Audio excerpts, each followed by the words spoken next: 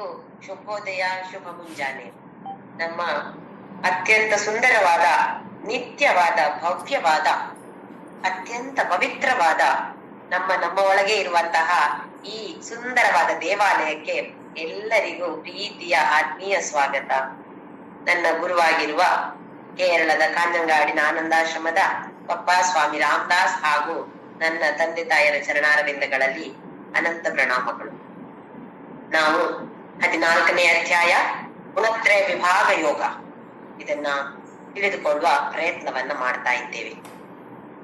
ಇದು ನಮ್ಗೆ ಅತ್ಯಂತ ಮುಖ್ಯ. ಯಾಕೆಂತ ಹೇಳಿದ್ರೆ ನಮ್ಮನ್ನ ನಾವು ವಿಶ್ಲೇಷಣೆ ಮಾಡಿಕೊಳ್ಬೇಕು, ಆತ್ಮಾವಲೋಕನ ಮಾಡಿಕೊಳ್ಬೇಕು ಅಂತ ಆದ್ರೆ ನಾನು ಏನು ಅಂತ ಗೊತ್ತಾಗ್ಬೇಕು. ಯಾಕೆ ಈ ತರದ ಗುಣಗಳಿವೆ, ಇದನ್ನ ನಾನು ಹೇಗೆ ಬದಲಾಯಿಸಿಕೊಳ್ಳೋದು, ಫಸ್ಟ್ ನಮ್ಗೆ ಯಾವ ಗುಣಗಳಿವೆ ನಮ್ಮಲ್ಲಿ ಅಂತ ತಿಳಿದುಕೊಳ್ಬೇಕು ತಾನೆ. ಹೇಗೆ ಒಬ್ಬ ಉಪ್ಪಿನ ವ್ಯಾಪಾರಿ ಉಪ್ಪಿನ ಬಗ್ಗೆ ತಿಳುವಳಿಕೆ ಇರ್ಬೇಕು, ಜ್ಞಾನ ಇರ್ಬೇಕು. ಇಲ್ಲಾಂದ್ರೆ ಏನಾಗತ್ತೆ, ನಷ್ಟ, ಲಾಭ ಬರೋಕೆ ಸಾಧ್ಯನೇ ಇಲ್ಲ. ಯಾಕೆ ಅಂತ ಹೇಳಿದ್ರೆ ಉಪ್ಪಿನ ಬಗ್ಗೆ ಅವನಿಗೆ ಜ್ಞಾನ ಇಲ್ಲ. ಆದ್ರೆ ಉಪ್ಪಿನ ವ್ಯವಹಾರ ಅಥವಾ ಉಪ್ಪಿನ ವ್ಯಾಪಾರ ಮಾಡಕ್ಕೆ ಹೊರಟಿದ್ದಾನೆ ಅಂತ ಅವನಿಗೆ ಖಂಡಿತವಾಗಿಯೂ ನಷ್ಟ, ಇದು ಗ್ಯಾರಂಟಿ. ಯಾವಾಗ ಯಾವುದರ ಬಗ್ಗೆ ನಾವು ವ್ಯಾಪಾರ ಮಾಡ್ತೇವೋ ಅದರ ಬಗ್ಗೆ ತಿಳುವಳಿಕೆ ಇಲ್ಲ ಅಂತ ಹೇಳಿದ್ರೆ ಲಾಭ ಹೇಗೆ ಬರೋದು? ಹಾಗೆಯೇ ನಮ್ಮದಿದೊಂದು ವ್ಯಾಪಾರವೇ ಅಲ್ವೇ? ಈ ಪ್ರಪಂಚದಲ್ಲಿ ಬಂದು ಮಾನವ ಜನ್ಮ ಬಂದು ನಾವು ಒಂದು ತರದ ವ್ಯಾಪಾರ ಮಾಡ್ತಾ ಇರೋದು. ಈ ವ್ಯಾಪಾರ ಮಾಡ್ಬೇಕು ಅಂತ ಇದ್ರೆ ನಮ್ಗೆ ಖಂಡಿತವಾಗಿಯೂ ಲಾಭ ಬೇಕು ಅಂತ ಆಸೆ ಖಂಡಿತ ಯಾರಿಗಿಲ್ಲ ಹೇಳಿ? ಲಾಭ ಬೇಕು ಅಂತ ತಾನೇ ಮನುಷ್ಯನಿಗೆ ಇರೋದು. ಯಾವುದ್ರಲ್ಲೇ ಆಗಿರ್ಲಿ, ಯಾವ ವ್ಯಾಪಾರದಲ್ಲೇ ಆಗಿರ್ಲಿ, ಲಾಭ ಬರ್ಬೇಕು. ಹಾಗಾದ್ರೆ ಈ ವ್ಯಾಪಾರದಲ್ಲಿ ಲಾಭ ಬರ್ಬೇಕು ಅಂತ ನಮ್ಗೆ ಆಸಕ್ತಿ ಇಲ್ವೇ? ಖಂಡಿತವಾಗಿಯೂ ಎಲ್ಲರಿಗೂ ಆಸಕ್ತಿ ಇದೆ. ಆಸಕ್ತಿ ಇದ್ರೆ ಸಾಕ. ಏನಿದು ನಾನು ಅಂದ್ರೆ ಏನಿದು? ನನ್ನ ದೇಹ, ನನ್ನ ಆತ್ಮ ಅಂತ ಹೇಳ್ತೀವಿ. ಆತ್ಮ ಅಂದ್ರೆ ನನ್ನದು ಅಂತಲ್ಲ, ನಾನೇ ಅದು. ಆದ್ರೂ ನಾವು ಹೇಳುವಾಗ ಅವನ ಆತ್ಮ, ಅವಳ ಆತ್ಮ ಅಂತ ಹೇಳ್ತೀವಿ. ಯಾಕೆಂತ ಹೇಳಿದ್ರೆ ಅಜ್ಞಾನದಿಂದಾಗಿ ಹಾಗೆ ಹೇಳುದು. ಹೇಗೆ ನಾವು ಅವಳ ದೇಹ, ಅವನ ದೇಹ ಅಂತ ಹೇಳ್ತೀವೋ ಹಾಗೆ ಅವಳ ಆತ್ಮ, ಅವನ ಆತ್ಮ ಅಂತ ಹೇಳುದು. ಅದು ಅವನೇ ಅಥವಾ ಅವಳೇ. ಇದರ ಜ್ಞಾನ ನಮ್ಗೆ ಇಲ್ಲದ ಕಾರಣ. ಹಾಗೆ ನಮ್ಮ ಬಗ್ಗೆ ನಮಗೆ ತಿಳುವಳಿಕೆ ಇಲ್ಲದೆ ಇದ್ರೆ ನನ್ನಲ್ಲಿ ಯಾವ ಗುಣಗಳಿವೆ, ಯಾವ ಗುಣಗಳಿವೆ ಅಂತ ನಮ್ಗೆ ತಿಳಿದುಕೊಳ್ಬೇಕಿದ್ರೆ ಆ ಗುಣ ಅಂದ್ರೆ ಏನು ಇದು ಗೊತ್ತಾಗ್ಬೇಕು ತಾನೆ. ಹಾಗಾಗಿ ಈ ಅಧ್ಯಾಯ ನಮ್ಮ ಆತ್ಮಾವಲೋಕನ ಅಥವಾ ನಮ್ಮ ಗುಣಗಳ ಬಗ್ಗೆ ವಿಶ್ಲೇಷಣೆ ಮಾಡಿಕೊಂಡು ಅದಕ್ಕೆ ಅತ್ಯಂತ ಉಪಕಾರಿಯಾದಂತಹ ಒಂದು ಅಧ್ಯಾಯ. ಈ ಪ್ರಕೃತಿಯಲ್ಲಿ 3 ಗುಣಗಳಿವೆ: ಸತ್ವ, ರಜ, ತಮ. ಈ ನಮ್ಮ ದೇಹ, ನಮ್ಮ ಮನಸ್ಸು, ನಮ್ಮ ಬುದ್ಧಿ ಎಲ್ಲವೂ ಪ್ರಕೃತಿಯೇ ತಾನೆ. ಹಾಗಾಗಿ ಪ್ರಕೃತಿಯಲ್ಲಿದ್ದ 3 ಗುಣ ಖಂಡಿತವಾಗಿಯೂ ನಮ್ಮಲ್ಲಿಯೂ ಇದೆ. ಅಂದ್ರೆ ಮನುಷ್ಯರಲ್ಲಿ ಮಾತ್ರವೇ ಅಲ್ಲದೆ ಯಾವುದೇ ಪ್ರಾಣಿ, ಯಾವುದೇ ಸಸ್ಯ, ಯಾವುದೇ ಜಡ ವಸ್ತು ತೆಗೆದುಕೊಂಡ್ರು ಕೂಡ ಎಲ್ಲ ಗುಣಗಳು ಪ್ರತಿಯೊಂದು ಭೂತದಲ್ಲಿಯೂ ಇದೆ. ಆದ್ರೆ ಯಾವ ಭಾಗ, ಎಷ್ಟು ಭಾಗ ಇದೆ, ಎಷ್ಟು ಭಾಗ ಸತ್ವ, ಎಷ್ಟು ಭಾಗ ರಜ, ಎಷ್ಟು ಭಾಗ ತಮ, ಇದು ವ್ಯತ್ಯಾಸ. ಮನುಷ್ಯರಲ್ಲಿಯೂ ಅಷ್ಟೇ. ಪ್ರತಿಯೊಬ್ಬರಲ್ಲಿ ಒಂದೇ ತರದ ಸತ್ವ ಇಷ್ಟೇ ಭಾಗ, 50%, 60% ಹೀಗೆ ಹೇಳುವಾಗಿಲ್ಲ. ಒಬ್ಬೊಬ್ಬರಲ್ಲಿ ಒಂದೊಂದ್ ತರ ಇರುತ್ತೆ. ಅದಕ್ಕೆ ಬೇಕಾಗಿ ಅದರಿಂದಾಗಿ ಸ್ವಭಾವ ಒಬ್ಬೊಬ್ಬರ ಸ್ವಭಾವ ಬೇರೆ ಆಗಿರುತ್ತೆ. ನಾವ್ ಹೇಳಲ್ವಾ ಇದು ನನ್ನ ಸ್ವಭಾವ, ಅವರ ಸ್ವಭಾವವೇ ಹಾಗೆ. ಏನದು ಸ್ವಭಾವ ಅಂತ ಹೇಳಿದ್ರೆ ಇದು ಈ 3 ಗುಣಗಳು, 3 ಗುಣಗಳಿಂದ ಬಂದಿರುವಂತಹದ್ದನ್ನ ನಾವು ಸ್ವಭಾವ ಅಂತ ಹೇಳುದು. ಈ ಅಧ್ಯಾಯದಲ್ಲಿ ಭಗವಂತ ಈ ಸ್ವಭಾವ ಅಂದ್ರೆ ಏನು, ಇದರ ಲಕ್ಷಣಗಳು ಏನು, ಹಾಗೆಯೇ ಭಗವಂತ ಏನ್ ಹೇಳ್ತಿದ್ದಾನೆ, ಯಾವುದೇ ಸ್ವಭಾವ ಇರ್ಲಿ ಇದರಿಂದ ಬಂಧನವಂತೂ 100% ಗ್ಯಾರಂಟಿ. ಅದು ತಮೋಗುಣ ಇರ್ಬೋದು, ರಜೋಗುಣ ಇರ್ಬೋದು, ಸತ್ವಗುಣ ಇರ್ಬೋದು. ಯಾವುದೇ ಗುಣ ಆದ್ರೂ ಕೂಡ ಖಂಡಿತವಾಗಿಯೂ ಬಂಧನ ಇದ್ದೇ ಇದೆ. ಇದನ್ನ ದಾಟಿ ಹೋಗ್ಬೇಕು, ಇದನ್ನ ಮೀರಿ ನಾವು ಹೋಗ್ಬೇಕಾಗಿರೋದು. ನಾವು ತಮೋಗುಣದಲ್ಲಿದ್ರೆ ರಜೋಗುಣಕ್ಕೆ ಬರುವ ಪ್ರಯತ್ನವನ್ನ ಮಾಡ್ಬೇಕು, ರಜೋಗುಣದಲ್ಲಿದ್ರೆ ಸತ್ವಗುಣಕ್ಕೆ ಬರುವ ಪ್ರಯತ್ನವನ್ನ ಮಾಡ್ಬೇಕು. ಸತ್ವಗುಣದಲ್ಲಿದ್ರೆ ಇಲ್ಲಿಯೇ ಇದ್ದುಕೊಂಡು, ಯಾಕೆಂತ ಹೇಳಿದ್ರೆ ಇದು ತಳಹದಿ, ಇದು ಒಂದು ಫೌಂಡೇಶನ್. ಸತ್ವಗುಣ ಅಂತ ಹೇಳೋದು ಜ್ಞಾನ ಯೋಗಕ್ಕೆ ಒಂದು ಉತ್ತಮವಾದ ತಳಹದಿ. ಇದನ್ನ ಹಾಕಿಕೊಂಡು ಇದನ್ನು ಮೀರಿ ಹೋಗ್ಬೇಕು, ಗುಣಾತೀತನ ಆಗ್ಬೇಕು. ಒಂದೇ ಸಲ ಗುಣಾತೀತ ಆಗೋದಿಲ್ಲ, ಒಂದೇ ಸಲ ತಮೋ ಗುಣದಿಂದ ಸತ್ವ ಗುಣಕ್ಕೂ ಬರೋದಿಲ್ಲ. ತಮೋಗುಣ ಇದ್ರೆ ರಜೋಗುಣಕ್ಕೆ ಬಂದು ರಜೋಗುಣದಿಂದ ಸತ್ವಗುಣಕ್ಕೆ ಬರ್ಬೇಕು. ಹೇಗೆ ನಾವು 1ನೇ ಕ್ಲಾಸು 2, 3, 4, 5 ಹೀಗೆ ಒಂದೊಂದೇ ಒಂದು ಹೆಜ್ಜೆ ಹೆಜ್ಜೆಯಾಗಿ ನಾವು ಮುಂದಕ್ಕೆ ಹೋಗ್ತೀವಿ. ಒಂದೇ ಸಲಕ್ಕೆ 1ನೇ ಕ್ಲಾಸಿಂದ 10ನೇ ಕ್ಲಾಸಿಗೆ ಜಂಪ್ ಮಾಡಕ್ಕಾಗತ್ತಾ? ಆಗ ಹಾರಕ್ಕಾಗಲ್ವೇ? ಯಾಕೆ? ಬೇರೆ ಏನೇನೋ ಕಲಿಯೋದಿದೆ. 2ನೇ ಕ್ಲಾಸಲ್ಲಿ ಬೇರೆ ಕಲಿತೇವೆ, 3ನೇ ಕ್ಲಾಸಲ್ಲಿ ಅದನ್ನು ಉಪಯೋಗಿಸಿ ಇನ್ನು ಸ್ವಲ್ಪ ಹೆಚ್ಚಿನದ್ದು ಕಲಿತೇವೆ. ಹಾಗೆ ಕಲಿತು ತಾನೇ ನಾವು ಮುಂದೆ ಮುಂದೆ ಬಂದು ಆಮೇಲೆ ಒಂದು ಗ್ರಾಜುಯೇಷನ್ ಪೋಸ್ಟ್ ಗ್ರಾಜುಯೇಷನ್ ಏನೋ ಮಾಡೋದು. ಹಾಗಾಗಿ ನಮಗೆ 4ನೇ ಕ್ಲಾಸ್ಗೆ ಏನ್ ಪ್ರಯೋಜನ ಇದು ಬೇಡವೇ ಬೇಡ ಅಂತ ಬಿಟ್ಟು ಬಿಡ್ತೇವಾ? ಹಾಗೆಯೇ ಈ ತಮೋಗುಣ ಕೂಡ ಬೇಡ ಅಂತ ಅಲ್ಲ, ತಮೋಗುಣ ಕೆಟ್ಟದು ಅಂತ ಕೂಡ ಹೇಳಲ್ಲ, ಅಥವಾ ಸತ್ವಗುಣ ಒಳ್ಳೇದು ಸತ್ವಗುಣ ಅಂತ ಹಾಗೂ ಅಲ್ಲ. ಆದ್ರೆ ತಮೋಗುಣದಲ್ಲಿ ಇದ್ದು ನಾನು ತಮೋಗುಣದಲ್ಲಿ ಇದ್ದೇನೆ ಅಂತ ಹೇಗೆ ಗೊತ್ತಾಗ್ಬೇಕು?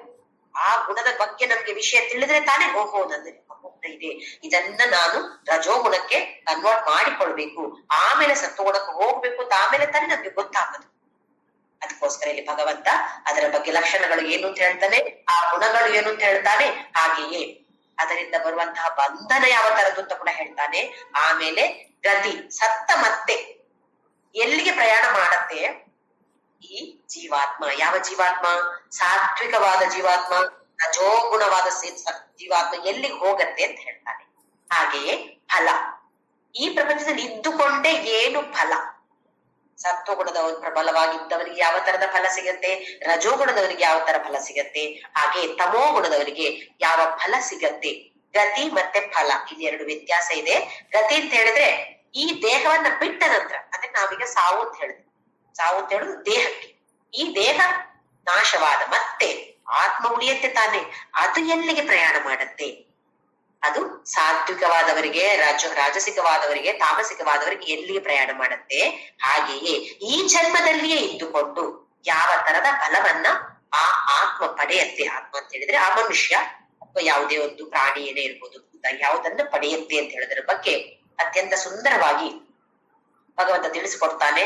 ನಮಗೆ ತುಂಬಾ ಮುಖ್ಯವಾದ ಒಂದು ಅಧ್ಯಾಯ ಇದು. ಇದನ್ನ ಅರಿತುಕೊಂಡು ನಮ್ಮ ವಿಶ್ಲೇಷಣೆ, ಬೇರೆಯವರ ವಿಶ್ಲೇಷಣೆ ಮಾಡಕ್ ಹೊರಡ್ತೀವಿ, ಅದು ಬೇಡ. ನಮ್ಮ ಆತ್ಮಾವಲೋಕನ, ಅಂತರಂಗ ಹೇಗಿದೆ ನನ್ನದು, ಯಾಕೆ ಹೀಗಿದೆ, ಇದನ್ನ ಅರಿತುಕೊಂಡು ನಾವು ಮುಂದಕ್ಕೆ ಹೋಗುವಂತಹ ಸಾಧಕರಾಗ್ಬೇಕು.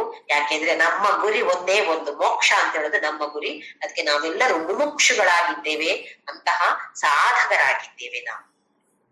ಮುಂದಿನ ಶ್ಲೋಕ 9ನೇ ಶ್ಲೋಕದವರೆಗೆ ಭಗವಂತ ಏನ್ ಹೇಳಿದಾನ ನಾವು ನೋಡಿದೆವು. ಸತ್ವ ಅಂದ್ರೆ ಏನು, ರಜ ಅಂದ್ರೆ ಏನು, ತಮ ಅಂದ್ರೆ ಏನು, ಹಾಗೆ ಯಾವ ತರದ ಸಂಘ, ಸುಖ ಸಂಗೇನ ಜ್ಞಾನ ಸಂಗೇನ ಅಂತ ಹೇಳಿದ ಸತ್ವಗುಣಕ್ಕೆ.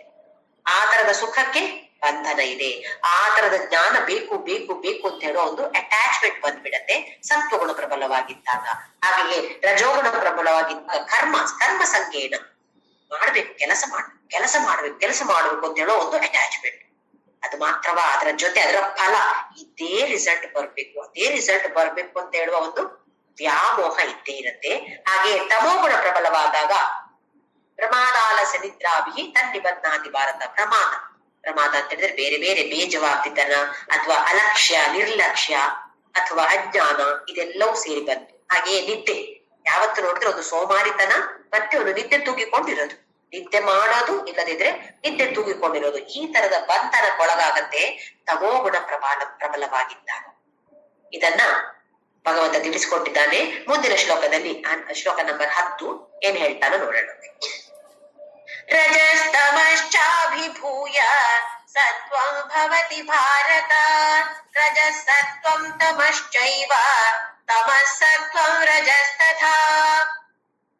ರಜಸ್ತಮಶ್ಚಾಭಿಭೂಯ, ಅಭಿಭೂಯ ಅಂತ ಹೇಳಿದ್ರೆ ಅದನ್ನ ಮೆಟ್ಟಿ, ಅದನ್ನ ಮೀರಿ ಮುಂದಕ್ಕೆ ಬರುವಂತದ್ದು ಯಾವುದು?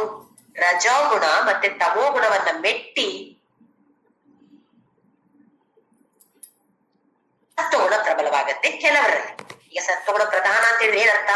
ಸತ್ವಗುಣ ಜಾಸ್ತಿ ಇದೆ, ರಜ ಮತ್ತೆ ತಮಗುಣ ಕಡಿಮೆ ಇದೆ, ಇಲ್ಲ ಅಂತಲ್ಲ, ಇದೆ, ಖಂಡಿತವಾಗಿಯೂ ಇದೆ. ಇಷ್ಟೇ ಸಾತ್ವಿಕರಾದವರು ಆಗಿದ್ರು ಅವರಲ್ಲಿ ರಜೋಗುಣ ಇದೆ, ತಮೋಗುಣ ಇದೆ, ಆದ್ರೆ ಕಮ್ಮಿ ಪ್ರಮಾಣದಲ್ಲಿ, ಕಡಿಮೆ ಪ್ರಮಾಣದಲ್ಲಿದೆ. ಹಾಗಾಗಿ ಏನ್ ಹೇಳ್ತಾನೆ ಭಗವಂತ? ಅಭಿಭೂಯ, ಇದನ್ನ ಮೆಟ್ಟಿ ಮೇಲೆ ಪ್ರಬಲವಾಗಿ ಯಾವುದಿದೆ? ಸತ್ವಗುಣ ಇದೆ. ಹಾಗೆಯೇ ಸತ್ವಂ ಭವತಿ ಭಾರತ, ಸತ್ವ ಬರುತ್ತೆ. ಹಾಗೆಯೇ ರಜಸತ್ವಂ ತಮಶ್ಚೈವ, ರಜೋಗುಣ ಮತ್ತೆ ಸತ್ವಗುಣವನ್ನ ಮೆಟ್ಟಿ ಅಥವಾ ಅದನ್ನ ಮೀರಿ ಪ್ರಬಲವಾಗಿರೋದು ಯಾವುದು? ತಮೋಗುಣ. ತಮಃ ಸತ್ವಂ ರಜಸ್ತದ. ಹಾಗೆ ರಜೋಗುಣ ಜಾಸ್ತಿ ಆಗಿದೆ ಅಂದ್ರೆ ಏನರ್ಥ? ತಮೋಗುಣ ಮತ್ತೆ ಸತ್ವಗುಣ ಕಡಿಮೆ ಆಗಿರತ್ತೆ. ಅಂದ್ರೆ ಸತ್ವ ಅಂತ ಹೇಳಿದ್ರೆ ಸತ್ವ ಜಾಸ್ತಿ, ರಜ ಮತ್ತೆ ತಮ ಕಡಿಮೆ. ಹಾಗೆ ರಜೋಗುಣ ಅಂತ ಹೇಳಿದ್ರೆ ರಜೋಗುಣ ಜಾಸ್ತಿ ಆಗಿರುವಂತದ್ದು, ಅದರಲ್ಲಿ ಸತ್ವ ಮತ್ತೆ ತಮೋಗುಣ ಕಡಿಮೆ ಆಗಿರುವಂತದ್ದು. ಹಾಗೆ ತಮೋಗುಣ ಅಂತ ಹೇಳಿದ್ರೆ ಸತ್ವ ಇಲ್ವೇ ಇಲ್ಲ ಅಂತಲ್ಲ, ರಜೋ ಇಲ್ವೇ ಇಲ್ಲ ಅಂತಲ್ಲ, ಸ್ವಲ್ಪ ಕಡಿಮೆ ಪ್ರಮಾಣದಲ್ಲಿ. ತಮೋಗುಣ ಜಾಸ್ತಿ ಆಗಿದೆ, ಸ್ವಲ್ಪ ಕಡಿಮೆ ಪ್ರಮಾಣದಲ್ಲಿ ಸತ್ವ ಇರ್ಬೋದು ಅಥವಾ ಕಡಿಮೆ ಪ್ರಮಾಣದಲ್ಲಿ ರಜೋಗುಣ. ಇದೆರಡು ಕೂಡ, ಅದರಲ್ಲಿ ಯಾವುದು ಹೆಚ್ಚು ಕಡಿಮೆ ಅದು ಆಮೇಲೆ ಮತ್ತೆ ಹೇಳ್ತಾನೆ ಭಗವಂತ. ಅಂದ್ರೆ ಈಗ ನಮ್ಗೆ ನೋಡೋದಿದ್ರೆ ತಮೋಗುಣ ಪ್ರತಿ ಜಡ ವಸ್ತುಗಳಲ್ಲಿ ಕೂಡ ತಮೋಗುಣ ಜಾಸ್ತಿ ಆಗಿದೆ. ಈಗ ಒಂದು ಗೋಡೆ ಉದಾಹರಣೆ ತಗೊಳ್ಳೋಣ. ನಮ್ಮ ಮುಂದೆ ಗೋಡೆ ಇದೆ, ನಮ್ಮ ಹಿಂದೆಯೂ ಗೋಡೆ ಇದೆ. ಈ ಗೋಡೆಯಲ್ಲಿ ಜಡ ವಸ್ತು ತಾನೇ ಇದು. ಸತ್ವಗುಣ ತುಂಬಾ ಕಡಿಮೆ ಪ್ರಮಾಣದಲ್ಲಿದೆ, ರಜೋಗುಣ ತುಂಬಾ ಕಡಿಮೆ ಪ್ರಮಾಣದಲ್ಲಿದೆ, ತಮೋಗುಣ ಅತ್ಯಂತ ಪ್ರಬಲವಾಗಿದೆ. ಈ ಗೋಡೆಯಲ್ಲಿ ಸ್ವಲ್ಪ ರಜೋಗುಣ ಜಾಸ್ತಿ ಆಯ್ತು ಅಂತ ಅನ್ಕೊಂಡ್ರೆ ಅದ್ ಕೆಲಸ ಮಾಡಕ್ಕೆ ಶುರು ಮಾಡ. ಯಾವ ತರದ ಕೆಲಸ ಹೇಳತ್ತೆ ಜ್ಯೋತಿ, ನಾವು ಸ್ವಲ್ಪ ವಾಕ್ ಹೋಗಿ ಬರ್ತೇನೆ. ಯಾವುದು? ಗೋಡೆ. ಯಾಕೆ? ರಜೋಗುಣ ಜಾಸ್ತಿ ಇದೆ ಅಲ್ಲ ಅದ್ರಲ್ಲಿ. ಈಗ ಅದೃಷ್ಟವಶಾತ್ ಕಡಿಮೆ ಇದೆ, ಹಾಗಾಗಿ ನಾನು ವಾಕಿಂಗ್ ಹೋಗ್ತೇನೆ ಅಂತ ಹೇಳಲ್ಲ ಗೋಡೆ. ನಾನು ಆ ಕೆಲಸ ಮಾಡ್ತೇನೆ ಈ ಕೆಲಸ ಮಾಡ್ತೇನೆ ಅಂತ ಗೋಡೆ ಹೇಳಲ್ಲ. ಯಾಕೆ? ಇಚ್ಛಾಶಕ್ತಿ, ಜ್ಞಾನಶಕ್ತಿ, ಕ್ರಿಯಾಶಕ್ತಿ ಎಲ್ಲ ಕಡಿಮೆ. ತಮೋಗುಣ ಇದ್ದಲ್ಲಿ, ತಮೋಗುಣ ಪ್ರಬಲವಾಗಿದ್ದಾಗ ಇಚ್ಛಾಶಕ್ತಿ, ಜ್ಞಾನಶಕ್ತಿ, ಕ್ರಿಯಾಶಕ್ತಿ ಎಲ್ಲ ಆಲ್ಮೋಸ್ಟ್ 0 ಅಂತ ಹೇಳ್ಬೋದು. ಅದಕ್ಕೆ ಏನ್ ಇಚ್ಛೆ ಇದೆ ಹೇಳಿ? ಈಗ ಗೋಡೆಗೆ ಓಹೋ ನನಗೆ ಈ ಮನೆಯಿಂದ ಆ ಮನೆಗೆ ಹೋಗಿ ಕುತ್ಕೊಳ್ಬೇಕು, ಆ ಮನೆ ದೊಡ್ಡದಿದೆ ಅಂತ ಆಸೆ ಬರುತ್ತೇನು ಗೋಡೆಗೆ? ಗೋಡೆ ಎಲ್ಲ ಯಾವುದೇ ಒಂದು ಜಡ ವಸ್ತು ತಗೊಳ್ಳಿ, ಇಚ್ಛಾಶಕ್ತಿ ಇಲ್ಲ, ಅದಕ್ಕೇನು ಜ್ಞಾನ ಇದೆ? ಕ್ರಿಯಾಶಕ್ತಿ, ಆ ಕೆಲಸ ಮಾಡ್ಬೇಕು ಈ ಕೆಲಸ ಮಾಡ್ಬೇಕು, ಮಾಡತ್ತ ಏನಾದ್ರೂ ಕೆಲಸ ಮಾಡತ್ತ ಇದ್ದಲ್ಲೇ ಇರತ್ತೆ. ಇದು ಜಡ ವಸ್ತುಗಳಿಗೆ ಇರುವಂತದ್ದು ತಮೋಗುಣ ಪ್ರಧಾನ. ನಮ್ಮಲ್ಲಿಯೂ ಹುಟ್ಟಿದಾಗ ನೋಡಿ ತಮೋಗುಣ ಪ್ರಧಾನವಾಗಿರತ್ತೆ. ಹೇಗ್ ಗೊತ್ತಾಗತ್ತೆ? ಬರೇ ಕೆಲವರಲ್ಲಿ ಸತ್ವಗುಣ ಪ್ರಧಾನವಾಗಿರತ್ತೆ. ಕೆಲವು ಅತ್ಯಂತ ಅದ್ಭುತವಾದ ಸಂತರು ಹುಟ್ಟಿದ ತಕ್ಷಣ ಓಂಕಾರ ಪ್ರಣವ ಉಚ್ಚಾರ ಮಾಡ್ತಾರೆ ಅಂತ ಮಾಡಿದ್ದಾರೆ ಅಂತ ಕೆಲವು ನಾವು ಪುರಾಣಗಳಲ್ಲಿ ಓದಿರ್ತೀವಿ. ಆದ್ರೆ ನಮ್ಮಂತವ್ರು ಹುಟ್ಟಿದಾಗ ಹೇಗಿರ್ತೀವಿ? ಅಥವಾ ಜನರಲ್ ಆಗಿ ಸಾಮಾನ್ಯವಾಗಿ ಹೇಗಿರ್ತಾರೆ? ಏನ್ ಕೆಲಸ ಮಾಡ್ತಾರೆ ಹೇಳಿ? ಚಿಕ್ಕ ಮಕ್ಳು ಹುಟ್ಟಿದ ತಕ್ಷಣ ಏನ್ ಮಾಡೋದು? ತಾಯಿಯ ಹಾಲು ಕುಡಿಯೋದು, ಉಚ್ಚೆ ಚಿಚ್ಚೆ ಮಾಡೋದು, ಮಲ್ಕೊಳ್ಳೋದು ಅಷ್ಟೇ ತಾನು. ಏನಾದ್ರೂ ಬೇರೆ ಅವ್ರಿಗೆ ಇಚ್ಛೆ ಇದೆಯಾ? ಓ ನನ್ಗೆ ಅದು ಮಾಡ್ಬೇಕು, ನನ್ಗೆ ಆ ಕಾಂಪಿಟೇಷನ್ಗೆ ಹೋಗ್ಬೇಕು, ನಂಗೆ ಭಗವದ್ಗೀತೆ ಕಲಿಬೇಕು ಅಂತ ಮಕ್ಳಿಗೆ ಏನಾದ್ರು ಬರುತ್ತಾ? 1 ತಿಂಗಳ 2 ತಿಂಗಳ ಮಗುವಿಗೆ ಇಚ್ಛಾಶಕ್ತಿಯೂ ಇಲ್ಲ, ಜ್ಞಾನಶಕ್ತಿಯೂ ಇಲ್ಲ, ಕ್ರಿಯಾಶಕ್ತಿಯು ಅಷ್ಟೇ, ಬೇರೆ ಏನ್ ಕೆಲಸ ಬರಲ್ಲ. ಮತ್ತೆ ನೋಡಿ ಸ್ವಲ್ಪ ಸ್ವಲ್ಪ ಅವ್ರು ಕಲ್ತ್ಕೊಡ್ತಾರೆ ಅಲ್ವೇ? ಬೋರಲ್ಲಿ ಬೀಳೋದಾಗ್ಲಿ, ಕೈ ಕಾಲು ಅಲ್ಲಾಡ್ಸೋದಾಗ್ಲಿ, ನಡೆಯೋದಾಗ್ಲಿ, ಸ್ವಲ್ಪ ಸ್ವಲ್ಪ ಮಾತು ಕಲಿಯೋದು, ಮತ್ತೆ ಸ್ವಲ್ಪ ಸ್ವಲ್ಪ ಇಚ್ಛಾಶಕ್ತಿ, ನಂಗದು ಬೇಕು, ನಂಗಿದು ಬೇಕು, ಆ ಕೆಲಸ ಮಾಡಕ್ ಹೊರಡ್ತಾರೆ ಅಲ್ವೇ? ಹಾಗೆ ಹುಟ್ಟಿದಾಗೆ ಸಾಮಾನ್ಯವಾಗಿ ತಮೋಗುಣ ಜಾಸ್ತಿ ಆಗಿರತ್ತೆ. ಅದರಿಂದಾಗಿ ಯಾವ ಕೆಲಸ ಮಾಡಕ್ಕೂ ಇಂಟ್ರೆಸ್ಟು ಇಲ್ಲ, ಗೊತ್ತೂ ಇಲ್ಲ, ಮಾಡೋದು ಇಲ್ಲ. ಆಮೇಲೆ ರಜೋಗುಣ ಸ್ವಲ್ಪ ಸ್ವಲ್ಪ ಜಾಸ್ತಿ ಆಗ್ತಾ ಹೋಗುತ್ತೆ. ಹಾಗಾಗಿ ಎಲ್ಲ ಕೆಲಸ ಮಾಡಕ್ಕೆ ಶುರು ಮಾಡಿ. ಇದು ತಮೋಗುಣ ಪ್ರಧಾನವಾಗಿದ್ದಾಗ. ಆಮೇಲೆ ಈ ನೆಕ್ಸ್ಟ್ ಬರೋದು ಜಡ ವಸ್ತುಗಿಂತ ಸ್ವಲ್ಪ ಮೇಲೆ ಇರುವಂತದ್ದು ಯಾವುದು? ಸಸ್ಯ. ಸಸ್ಯದಲ್ಲಿ ಯಾವುದೇ ಸಸಿ, ಗಿಡದ ಮರಗಳನ್ನ ನೋಡಿ, ಜೀವ ಇದೆ. ಆದ್ರೆ ಒಂದು ಇಚ್ಛಾಶಕ್ತಿ ಅಂತ ಇರತ್ತಾ? ಜ್ಞಾನಶಕ್ತಿ, ಸ್ವಲ್ಪ ಜ್ಞಾನ ಇದೆ. ಯಾಕೆಂತ ಹೇಳಿದ್ರೆ ಎಲ್ಲಿ ಸೂರ್ಯನ ಬೆಳಕು ಬರುತ್ತೋ ಆ ಕಡೆಗೆ ವಾಲತ್ತೆ ಗಿಡ. ಸ್ವಲ್ಪ ಜ್ಞಾನ ಇದೆ. ಇಚ್ಛಾಶಕ್ತಿ ಕೂಡ ಅಷ್ಟೇ, ಇಷ್ಟಕ್ಕೆ ಮಿನಿಮಮ್ ಆಗಿರುವಂತದ್ದು. ಕ್ರಿಯಾಶಕ್ತಿ ಬೇರೆ ಏನು ಇರೋದಿಲ್ಲ. ಗಾಳಿ ಬಂದಾಗ ಸ್ವಲ್ಪ ಆಡೋದು, ಆಮೇಲೆ ದೊಡ್ಡ ಆಗುವಂತಹ ಕ್ರಿಯಾಶಕ್ತಿ ಇರುತ್ತೆ. ಬೆಳೆಯತ್ತೆ ಅಲ್ವಾ? ಗಿಡ ಬೆಳೆಯತ್ತೆ, ಮರ ಆಗತ್ತೆ. ಆ ಬೆಳೆದು ಕೂಡ ಒಂದು ಕ್ರಿಯೆ ತಾನೆ, ಸ್ವಲ್ಪ ಸ್ವಲ್ಪ. ಆದ್ರೆ ಗಿಡ ಕೂಡ ಅಲ್ಲಿ ವಾಕ್ ಹೋಗ್ತೀನಿ, ಇಲ್ಲಿ ವಾಕ್ ಹೋಗ್ತೀನಿ, ಆ ಕೆಲಸ ಮಾಡ್ತೀನಿ ಅಂತ ಹೊರಡತ್ತಾ? ಇಲ್ಲ. ತಮೋಗುಣ ಪ್ರಧಾನವಾಗಿದೆ. ಆದ್ರೆ ಜಡ ವಸ್ತುವಿಗಿಂತ ಸ್ವಲ್ಪ ರಜೋಗುಣ ಮತ್ತೆ ಸತ್ವಗುಣ ಸ್ವಲ್ಪ ಜಾಸ್ತಿ ಆಗಿದೆ. ನೆಕ್ಸ್ಟ್ ಬರುವಂತದ್ದು ಪ್ರಾಣಿ ವರ್ಗಗಳು.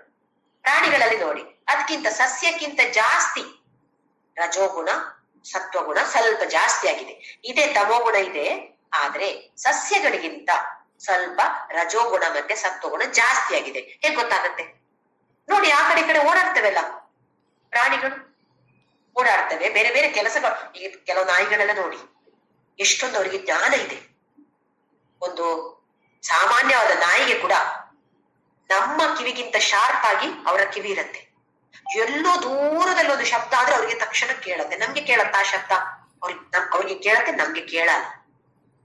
ಅಂದ್ರೆ ಸಸ್ಯಕ್ಕಿಂತ ಜಾಸ್ತಿಯಾಗಿ ಅವರಲ್ಲಿ ರಜೋಗುಣ ಮತ್ತೆ ಸತ್ವಗುಣ ಸ್ವಲ್ಪ ಪ್ರಬಲವಾಗಿದೆ. ತಮೋಗುಣವೇ ಪ್ರಬಲವಾಗಿದೆ. ಸಸ್ಯಕ್ಕಿಂತ ಅಥವಾ ಜಡ ವಸ್ತುವಿಗಿಂತ ರಜೋಗುಣ ಮತ್ತೆ ಸತ್ವಗುಣ ಜಾಸ್ತಿಯಾಗಿ ಪ್ರಾಣಿ ವರ್ಗದಲ್ಲಿದೆ. ಹಾಗೆಂತೇಳಿ ಜ್ಞಾನಶಕ್ತಿ, ತುಂಬಾ ಜ್ಞಾನಶಕ್ತಿ ಇದೆಯಾ? ತುಂಬಾ ಜ್ಞಾನಶಕ್ತಿ ಅವ್ರಿಗೆ ಇದೆ ಅಂತ ಆದ್ರೆ ಅವ್ರಿಗೂ ಸ್ಕೂಲ್ ಕಾಲೇಜ್ ಇರ್ತಿತ್ತು. ಈ ಪ್ರಾಣಿಗೆ ಇದು ನಾಯಿಯ ಕಾಲೇಜು, ನಾಯಿಯ ಶಾಲೆ ಅಂತ ಇರ್ತಿತ್ತಲ್ವೇ? ಅದಿದ್ಯಾ? ಇಲ್ಲ. ಆದ್ರೂ ಕೆಲವು ಟ್ರೈನಿಂಗ್ ಇದೆ ನೋಡಿ. ಪೊಲೀಸ್ ನಾಯಿಗಳಿಗೆಲ್ಲ ಹೇಗೆ ಟ್ರೈನಿಂಗ್ ಕೊಡ್ತಾರೆ ಅಂದ್ರೆ ಕೆಲವು ಪ್ರಾಣಿಗಳಿಗೆ ಆ ಜ್ಞಾನವನ್ನ ಕೊಡುವಂತಹ, ತೆಗೆದುಕೊಳ್ಳುವಂತಹ ಶಕ್ತಿ ಇರುತ್ತೆ. ಎಲ್ಲ ಕೆಲವು ಡಾಲ್ಫಿನ್ಗೆ ಹೇಳ್ತಾರೆ ನೋಡಿ, ಡಾಲ್ಫಿನ್ ಕೂಡ ಆತರ ಶಕ್ತಿ ಇರುತ್ತೆ ಅಂತ. ಒಂದು ಸಾಮಾನ್ಯವಾದ ಬೆಕ್ಕೋ, ಸಾಮಾನ್ಯ ನಾಯಿಗೆ ಏನು ಜ್ಞಾನ ಇರುತ್ತೆ? ಒಂದು ನಾಯಿಗೆ ನೀವಿವಾಗ ಅಲ್ಲಿ ನಾಯಿಗಳ ಕಾಂಪಿಟಿಷನ್ ಆಗತ್ತೆ ನೋಡಿ, ಲಾಲ್ಬಾಗ್ ಅಲ್ಲಿಯೋ ಎಲ್ಲೋ, ಏನು ಯಾವ ನಾಯಿ ತುಂಬಾ ಫಾಸ್ಟ್ ಹೋಗುತ್ತೆ, ಎಷ್ಟು ಚೆನ್ನಾಗಿ ಬಿಹೇವ್ ಮಾಡುತ್ತೆ ಅಂತ ಹೇಳೋದೆಲ್ಲ ಸುಮಾರು ಕಾಂಪಿಟಿಷನ್ ಗಳಲ್ಲಿ ನಡೀತಾ ಇದ್ವಲ್ಲ. ಆ ಒಂದು ಸೆಕೆಂಡ್ ಬಂದ ನಾಯಿಗೆ ಫಸ್ಟ್, ಸೆಕೆಂಡ್, ಥರ್ಡ್ ಪ್ರೈಸ್ ಕೊಟ್ರು ಅಂತ ಅನ್ಕೊಳ್ಳಿ. 2ನೇ ರ್ಯಾಂಕ್ ಪಡೆದ ನಾಯಿಗೆ ಯಾವತ್ತಾದ್ರೂ ಕೂಡ ಓ ನೆಕ್ಸ್ಟ್ ಕಾಂಪಿಟಿಷನ್ ನಾನು ಖಂಡಿತ ಫಸ್ಟ್ ಬರ್ಬೇಕು ಈ ತರ ಬರತ್ತ? ಏನಾದ್ರೂ ಒಂದು ಆಸಕ್ತಿ ಬರತ್ತಾ? ಓ ಈ ಸರ್ತಿ ನಂಗೆ ಸೆಕೆಂಡೇ ಬಂತು, ನೆಕ್ಸ್ಟ್ ಟೈಮ್ ಖಂಡಿತ ನಾನು ಫಸ್ಟ್ ಬರ್ಬೇಕು, ಆ ತರದ ಒಂದು ಆಸಕ್ತಿ ಏನಾದ್ರೂ ಇರತ್ತ ನಾಯಿಗೆ? ಆ ತರದ ಜ್ಞಾನ ಇಲ್ಲ. ನಾವ್ ಎಷ್ಟೇ ಟ್ರೈನ್ ಮಾಡ್ಬೋದು, ಮುಂದಿನ ಸಲ ನಾನು ಹೀಗೆ ಮಾಡ್ಬೇಕು. ನಮಗಿಲ್ವಾ ಆ ತರ? ಸೆಕೆಂಡ್ ಬಂದಾಗ ನೆಕ್ಸ್ಟ್ ಟೈಮ್ ನಾನು ಫಸ್ಟ್ ಬರ್ಬೇಕು, ನಾನು ಇನ್ನೂ ಚೆನ್ನಾಗಿ ಓದ್ಬೇಕು ಅಥವಾ ಟ್ರೈನ್ ಮಾಡ್ಕೊಳ್ಬೇಕು ಅಂತ ನಮ್ಗೊಂದು ಆಸೆ ಇರುತ್ತೆ. ಆದ್ರೆ ನಾಯಿಗಳಿಗೆ ಅಥವಾ ಯಾವುದೇ ಪ್ರಾಣಿಗಳಿಗೆ ಆ ತರ ಇಲ್ಲ. ಯಾಕೆಂತ ಹೇಳಿದ್ರೆ ಅಷ್ಟೇ ಅವರಲ್ಲಿ ಇರೋದು ಸತ್ವ ಮತ್ತೆ ರಜೋಗುಣ ಅಷ್ಟೇ, ತಮೋಗುಣ ಪ್ರಧಾನವಾಗಿದೆ. ಅದಕ್ಕೋಸ್ಕರ ಈ ತರ ಅವರ ಸ್ವಭಾವ. ಯಾಕೆ ಈ ತರ ಹೇಳ್ತಿದ್ದಾನೆ ಭಗವಂತ ಅಂತ ಹೇಳಿದ್ರೆ, ನಮ್ಮ ವಿಶ್ಲೇಷಣೆ ಮಾಡೋದಕ್ಕೊಳ್ಳೋಕ್ಕೋಸ್ಕರ ನನ್ನಲ್ಲಿ ಯಾವ ಗುಣ ಪ್ರಧಾನವಾಗಿದೆ, ಯಾವ ಗುಣ ಪ್ರಧಾನವಾಗಿ ಇರ್ಬೇಕು, ಹೇಗೆ ನಾನು ಮುಂದಕ್ಕೆ ಹೋಗ್ಬೇಕು ಅಂತ ಹೇಳಿ. ಈಗ 4ನೇ ಅಧ್ಯಾಯದಲ್ಲಿ ಭಗವಂತ ಹೇಳಿದಾನೆ, ಚಾತುರ್ವರ್ಣ್ಯ ಮಯಾ ಸೃಷ್ಟಂ ಗುಣ ಕರ್ಮ ವಿಭಾಗಶಃ. ಹುಟ್ಟಿದಾಗಿಂದ ಬ್ರಾಹ್ಮಣ, ಕ್ಷತ್ರಿಯ, ವೈಶ್ಯ, ಶೂದ್ರ ಅಂತ ಇಂಪಾರ್ಟೆಂಟ್ ಅಲ್ಲ, ಗುಣ ಬ್ರಾಹ್ಮಣನಾಗಿರ್ಬೇಕು. ಬ್ರಾಹ್ಮಣ ಅಂತ ಹೇಳಿದ್ರೆ ಯಾರು? ಯಾರಿಗೆ ನಿರ್ಮಲವಾದ ಮನಸ್ಸಿದೆಯೋ, ಯಾರಿಗೆ ಪ್ರಕಾಶಮಯವಾದ ಇಂದ್ರಿಯಗಳಿವೆಯೋ, ಯಾರಿಗೆ ಜಪ ಧ್ಯಾನದಲ್ಲಿ ಆಸಕ್ತಿ ಇದೆಯೋ, ಮನಸ್ಸು ಪ್ರಶಾಂತವಾಗಿದೆಯೋ ಅಂಥವನು ಗುಣ ಬ್ರಾಹ್ಮಣ. ನಾವೇನ್ ಅನ್ಕೋತೀವಿ? ಜಾತಿ ಅಂತ ಹೇಳಿದ್ರೆ ಹುಟ್ಟಿದಾಗಿಂದ ಇದು ಬ್ರಾಹ್ಮಣ ಜಾತಿ, ಇದು ಕ್ಷತ್ರಿಯ ಜಾತಿ, ಇದು ಶೂದ್ರ ಜಾತಿ, ಇದು ವೈಶ್ಯ ಜಾತಿ ಅಂತ ನಾವು ಹುಟ್ಟಿದಾಗಿಂತ ಆ ಕುಟುಂಬವನ್ನು ಹಿಡಿದುಕೊಂಡು ನಾವು ಹೇಳುವಂತದ್ದು. ಬ್ರಾಹ್ಮಣ ಜಾತಿಯಲ್ಲಿ ಹುಟ್ಟಿಯು ಗುಣದಲ್ಲಿ ಶೂದ್ರನಾಗಿರ್ಬೋದು, ಗುಣದಲ್ಲಿ ವೈಶ್ಯನಾಗಿರ್ಬೋದು, ಗುಣದಲ್ಲಿ ಕ್ಷತ್ರಿಯನಾಗಿರ್ಬೋದು. ನಮಗೆ ಯಾವುದು ಮುಖ್ಯ? ಶೂದ್ರ ಜಾತಿಯಲ್ಲಿ ಹುಟ್ಟಿದಿಂದ ಶೂದ್ರ ಜಾತಿಯಲ್ಲಿ ಹುಟ್ಟಿದ್ರೂ ಕೂಡ ಗುಣ ಬ್ರಾಹ್ಮಣನಾಗಿರ್ಬೇಕು. ಇಲ್ಲಿ ಗುಣ ಬ್ರಾಹ್ಮಣ ಅಂತ ಹೇಳಿದ್ರೆ ಸತ್ವಗುಣ ಪ್ರಧಾನವಾಗಿರುವಂತಹ ಮನುಷ್ಯರಾಗಬೇಕು. ಅದು ಗುಣ ಬ್ರಾಹ್ಮಣ. ಅದಕ್ಕೆ ಭಗವಂತ ಅಲ್ಲಿ ಕ್ಲಿಯರ್ ಆಗಿ ಹೇಳಿದಾನೆ, ಚಾತುರ್ವರ್ಣ್ಯ ಮಯಾ ಸೃಷ್ಟ ಗುಣ ಕರ್ಮ ವಿಭಾಗಶಃ. ವಿಭಾಗ ಮಾಡಿದ್ದೇನೆ, ನಾನೇ ಮಾಡಿರೋದು. ಯಾವುದನ್ನ ಹಿಡ್ಕೊಂಡು ಮಾಡಿರೋದು? ಒಂದು ಗುಣವನ್ನ ಹಿಡ್ಕೊಂಡು ಮಾಡಿರೋದು, ಇನ್ನೊಂದು ಕರ್ಮವನ್ನ ಹಿಡ್ಕೊಂಡು ಮಾಡಿರೋದು. ಯಾವ ತರದ ಕೆಲಸವನ್ನ ಅವ್ರು ಮಾಡ್ತಾರೆ ಅದನ್ನ ಹಿಡಿದುಕೊಂಡು ವಿಭಾಗವನ್ನ ಮಾಡಿರೋದು. ಇನ್ನೊಂದು ಗುಣ, ಆ ಗುಣವೇ ಇದು. ಅಂದ್ರೆ ಸತ್ವಗುಣ ಪ್ರಧಾನವಾಗಿದ್ದವರಿಗೆ ಗುಣ ಬ್ರಾಹ್ಮಣ ಅಂತ ಹೆಸರು. ಈಗ ನಾವು ಹುಟ್ಟಿದಾಗಿಂದ ನಮ್ಮಲ್ಲಿ ಯಾವ್ಯಾವ ಗುಣಗಳಿವೆ? ಈಗ ನಾನು ಹೇಳಿದಾಗೆ ತಮೋಗುಣ ಪ್ರಧಾನವಾಗಿತ್ತು ಹುಟ್ಟಿದಾಗ, ಆಮೇಲೆ ರಜೋಗುಣ ಬಂತು, ಆಮೇಲೆ ಸತ್ವಗುಣ ಕೂಡ ಜೊತೆಯಲ್ಲಿ ಬಂತು. ಆದ್ರೆ ನಮ್ಮ ಇವಾಗಿನ ಗುರಿ ಏನು? ಸತ್ವಗುಣ ಪ್ರಧಾನವಾಗಿರ್ಬೇಕು. ಈ ತಮೋಗುಣ ಪ್ರಧಾನವಾಗಿದ್ದಾಗ ಅದರ ಲಕ್ಷಣ ಏನು ಅಂತ ಭಗವಂತ ಹೇಳಿದ್ದಾನೆ. ಯಾವ ತರ ಇರುತ್ತೆ? ಸೋಮಾರಿತನ, ಯಾವ ಕೆಲಸಕ್ಕೂ ಒಂದು ಆಸಕ್ತಿ ಇಲ್ಲ, ಉತ್ಸಾಹ ಇಲ್ಲ, ಯಾವುದು ತಿಳಿದುಕೊಳ್ಬೇಕು ಅಂತ ಹೇಳುವ ಇಚ್ಛೆಯೂ ಇಲ್ಲ, ಯಾವುದರ ಬಗ್ಗೆ ಜ್ಞಾನವೂ ಇಲ್ಲ, ಆಮೇಲೆ ಕ್ರಿಯಾಶಕ್ತಿ ಅದು ಕೂಡ ಇಲ್ಲ. ಯಾರಾದ್ರೂ ಒತ್ತಾಯ ಮಾಡಿ ಈ ಕೆಲಸ ಮಾಡು ಆ ಕೆಲಸ ಮಾಡು ಅಂತ ಹೇಳಿದ್ರೆ ಮಾಡ್ತೇನೆ. ಹೇಗ್ ಮಾಡ್ತೇನೆ? ಎಲ್ಲ ತಪ್ಪು. ಯಾಕೆ? ಸರಿಯಾದ ಜ್ಞಾನವೇ ಇಲ್ಲಲ್ಲ. ಇಚ್ಛೆ, ಅದರಿಂದ ಮೊದಲೇ ಇಚ್ಛೆ ಇಲ್ಲ. ಯಾರಿಗೋ ಒತ್ತಾಯಕ್ಕೆ ಮಾಡಿರೋಂಥದ್ದು ನಾನು. ನಮ್ಮಲ್ಲಿ ತಮೋಗುಣ ಪ್ರಧಾನವಾಗಿದ್ದಾಗ ಯಾವ ಕೆಲಸ ಮಾಡಿದ್ರು ಅದರಲ್ಲಿ ತಪ್ಪು ತಪ್ಪು ಆಗಿರತ್ತೆ. ಅಲಕ್ಷ್ಯ ಮಾಡಿ ಮಾಡೋದು ಅಥವಾ ನಿರ್ಲಕ್ಷ್ಯ ಮಾಡಿ ಮಾಡುವುದು. ನಮ್ಮನ್ನು ನಾವು ವಿಚಾರಣೆ ಮಾಡಿಕೊಳ್ಬೇಕು. ಕೆಲವೊಂದ್ಸಲ ಕೆಲವು ಕೆಲಸ ಮಾಡಿದಾಗ ತುಂಬಾ ತಪ್ಪಾಗಿರತ್ತೆ ಅದರಲ್ಲಿ. ಯಾಕೆ ಹೀಗಾಯ್ತು? ತಮೋಗುಣ ಪ್ರಧಾನವಾಗಿದೆ. ಇದು ನೆನ್ಪಿಟ್ಕೊಳ್ಬೇಕು. ನಾವು ಎಷ್ಟೇ ಸಾತ್ವಿಕರೇ ಆಗಿರ್ಲಿ, ರಾಜಸಿಕ ಆಗಿರ್ಲಿ ಅಥವಾ ತಾಮಸಿಕವೇ ಗುಣ ಆಗಿರ್ಲಿ, ಒಂದೊಂದು ಸಮಯದಲ್ಲಿ ಸ್ವಲ್ಪ ಸಮಯ ತಮೋಗುಣ ಪ್ರಧಾನವ, ಸ್ವಲ್ಪ ಸಮಯ ಸತ್ವಗುಣ ಪ್ರಧಾನವಾಗಿರುತ್ತೆ. ಎಷ್ಟೇ ಸಾತ್ವಿಕರಾಗಿದ್ರು ಕೆಲವು ಸಮಯ, ಸ್ವಲ್ಪ ದಿನದಲ್ಲಿ ಸ್ವಲ್ಪ ಸಮಯ ತಮೋಗುಣ ಪ್ರಧಾನವಾಗಿರುತ್ತೆ. ಅಷ್ಟೊತ್ತಿಗೆ ಸ್ವಲ್ಪ ಸೋಮಾರಿತನ ಬರುತ್ತೆ. ಇವತ್ತು ಯಾವ ಕೆಲಸ ಮಾಡ್ಲಿಕ್ಕೆ ಇಂಟ್ರೆಸ್ಟ್ ಇಲ್ಲ ನನ್ಗೆ. ಯಾಕೆ ಹೀಗೆ ಆಗತ್ತೆ? ಅಷ್ಟೊತ್ತಿಗೆ ಗೊತ್ತಾಗ್ಬೇಕು, ಓಹೋ ನನ್ನಲ್ಲಿ ತಮೋಗುಣ ಪ್ರಧಾನವಾಗಿದೆ, ಇಲ್ಲ ನನ್ನಲ್ಲಿ ಸತ್ವಗುಣ ಪ್ರಧಾನವಾಗಿರಲೇಬೇಕು ನಾನು. ಯಾವಾಗೆಲ್ಲ ನಮ್ಮಲ್ಲಿ ಸೋಮಾರಿತನ ಬರುತ್ತೋ ತಲೆಗೆ ಹೊಡ್ಕೋಬೇಕು, ಯಪ್ಪ ತಮೋಗುಣ ಜಾಸ್ತಿ ಆಗ್ಬಿಡುತ್ತೆ ನನ್ನಲ್ಲಿ. ಯಾವಾಗೆಲ್ಲ ವಿಪರೀತ ಕೆಲಸದ ಮೇಲೆ ಆಸಕ್ತಿ ಇದ್ದಾಗ, ಓಹೋ ರಜೋಗುಣ ಪ್ರಧಾನವಾಗಿದೆ, ನನ್ಗೇನಾಗ್ಬೇಕು ಸತ್ವಗುಣ ಪ್ರಧಾನವಾಗಿರ್ಬೇಕು. ಹೇಗ್ ಗೊತ್ತಾಗತ್ತೆ ಸತ್ವಗುಣ ಪ್ರಧಾನ ಅಂತ ಹೇಳಿದ್ರೆ? ಪ್ರಶಾಂತತೆ. ಯಾವತ್ತು ನೋಡಿದ್ರು ಮನಸ್ಸು ನಿರ್ಮಲವಾಗಿರೋದು, ಯಾರ ಬಗ್ಗೆಯೂ ಕೆಟ್ಟ ಆಲೋಚನೆ ಇಲ್ಲ. ಇದು ನಿರ್ಮಲವಾಗಿರುವಂತದ್ದು ಮನಸ್ಸು, ಪ್ರಶಾಂತವಾಗಿರುವಂತ ಮನಸ್ಸು. ನಮ್ಮ ವೇದಗಳನ್ನು ಕೂಡ 2 ವಿಭಾಗವಾಗಿ ಮಾಡಿದ್ದಾರೆ.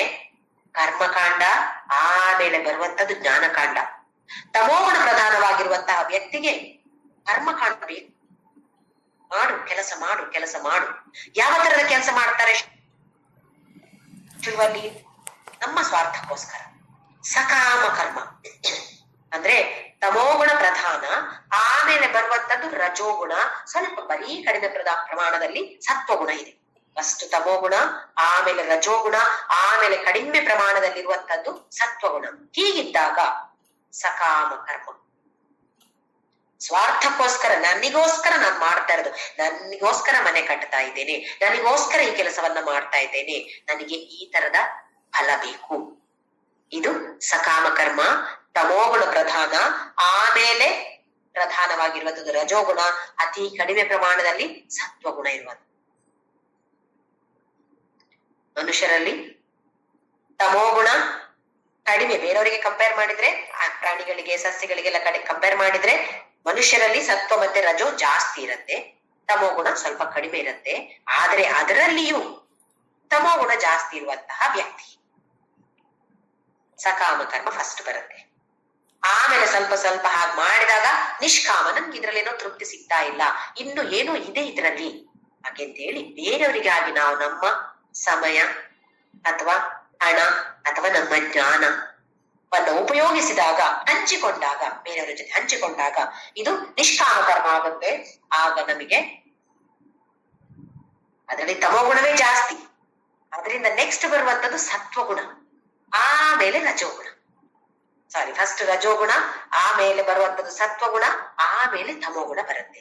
ರಜೋಗುಣ ಜಾಸ್ತಿ ಆಗಿರುತ್ತೆ, ಆಮೇಲೆ ಸ್ವಲ್ಪ ಸತ್ವಗುಣ ಜಾಸ್ತಿ ಆಗುತ್ತೆ. ಮೊದ್ಲು ಯಾವ್ದು ಜಾಸ್ತಿ ಆಗಿತ್ತು ರಜೋಗುಣದ ಮೇಲೆ, ಆಮೇಲೆ ತಮೋಗುಣ. ಇನ್ನು ಫಸ್ಟ್ ಹೇಳೋದಿದ್ರೆ ಫಸ್ಟ್ ಟಿ, ಆಮೇಲೆ ಆರ್, ಆಮೇಲೆ ಎಸ್. ಟಿ ಅಂದ್ರೆ ತಮೋಗುಣ, ಆರ್ ಅಂದ್ರೆ ರಜೋಗುಣ, ಆಮೇಲೆ ಸತ್ವಗುಣ. ಇದು ಸಕಾಮ ಕರ್ಮ. ಈಗ ನಿಷ್ಕಾಮ ಕರ್ಮಕ್ಕೆ ಬಂದಾಗ ರಜೋಗುಣ ಜಾಸ್ತಿ, ಆಮೇಲೆ ಅದರ ಹಿಂದೆ ಬರುವಂತದ್ದು ಸತ್ವಗುಣ, ಆಮೇಲೆ ಲಾಸ್ಟ್ ಅಲ್ಲಿ ಬರುವಂತದ್ದು ತಮೋಗುಣ. ಇದು ನಿಷ್ಕಾಮ ಕರ್ಮ. ರಜೋಗುಣವೇ ಜಾಸ್ತಿ, ಆದ್ರೆ ಆಮೇಲೆ ನೆಕ್ಸ್ಟ್ ಬರುವಂತದ್ದು ಸತ್ವಗುಣ. ಇದು ಬಂದಾಗ ಆರ್ ಎಸ್ ಟಿ, ಇದು ಬಂದಾಗ ನಿಷ್ಕಾಮ ಕರ್ಮ. ಆಮೇಲೆ ಉಪಾಸನಾ ಯೋಗ ಮಾಡ್ತಾ ಇರ್ತೀವಿ, ಭಕ್ತಿಯನ್ನು ಉಪಯೋಗಿಸಿ ಬೇರೆ ಬೇರೆ ಸಾಧನಗಳನ್ನ, ಪೂಜೆಗಳು ಎಲ್ಲ ಮಾಡ್ತಾ ಇದ್ದಾಗ ಏನಾಗತ್ತೆ? ಸತ್ವಗುಣ ಪ್ರಧಾನವಾಗತ್ತೆ. ಎಸ್ ಆರ್ ಟಿ ಫಸ್ಟ್ ಸತ್ವಗುಣ ಪ್ರಧಾನವಾಗಿರುತ್ತೆ. ಅದನ್ನೇ ಭಗವಂತ ಇಲ್ಲಿ ಫಸ್ಟ್ ಹೇಳೋದು, ರಜಸ್ತಮಶ್ಚಾಭಿಭೂಯ. ತಮ ಮತ್ತೆ ರಜವನ್ನ ಮೀರಿ ಪ್ರಧಾನವಾಗಿದ್ದಾಗ, ಸತ್ವಗುಣ ಪ್ರಧಾನವಾಗಿದ್ದಾಗ ಸಾತ್ವಿಕ ಅಂತ ಅನ್ನಿಸಿಕೊಳ್ಳುತ್ತೆ. ನಮ್ಮಲ್ಲಿ ಯಾವ್ಯಾವ ಗುಣಗಳಿವೆ, ಯಾವ್ಯಾವ ಗುಣ ಪ್ರಧಾನವಾಗಿದೆ, ಇದನ್ನು ನಾವು ಅರಿತುಕೊಳ್ಬೇಕು. ಮುಂದಿನ ಶ್ಲೋಕ ನೋಡೋಣ, ಭಗವಂತ ಏನ್ ಹೇಳ್ತಿದ್ದಾನೆ ಅಂತ ಹೇಳಿ. ಶ್ಲೋಕ ನಂಬರ್ 11. ಸರ್ವದ್ವಾರೇಷು ದೇಹೇಸ್ಮಿನ್ ಪ್ರಕಾಶ ಉಪಜಾಯತೆ, ಜ್ಞಾನಂ ಯದಾ ತದಾ ವಿದ್ಯಾತ್ ವಿವೃದ್ಧಂ ಸತ್ವಮಿತ್ಯುತ.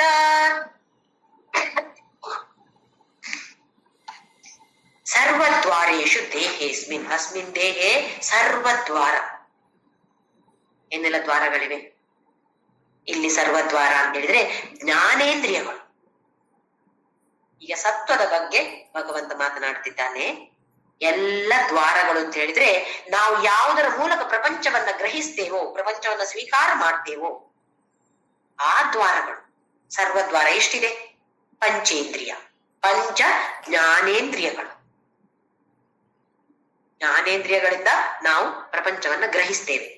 ಕಿವಿ, ಕಣ್ಣು, ಮೂಗು, ನಾಲಿಗೆ, ಹಾಗೆ ತ್ವಚೆ ಅಥವಾ ಚರ್ಮ. ಇದರ ಮೂಲಕ ನಾವು ಪ್ರಪಂಚವನ್ನ ಗ್ರಹಿಸ್ತೇವೆ.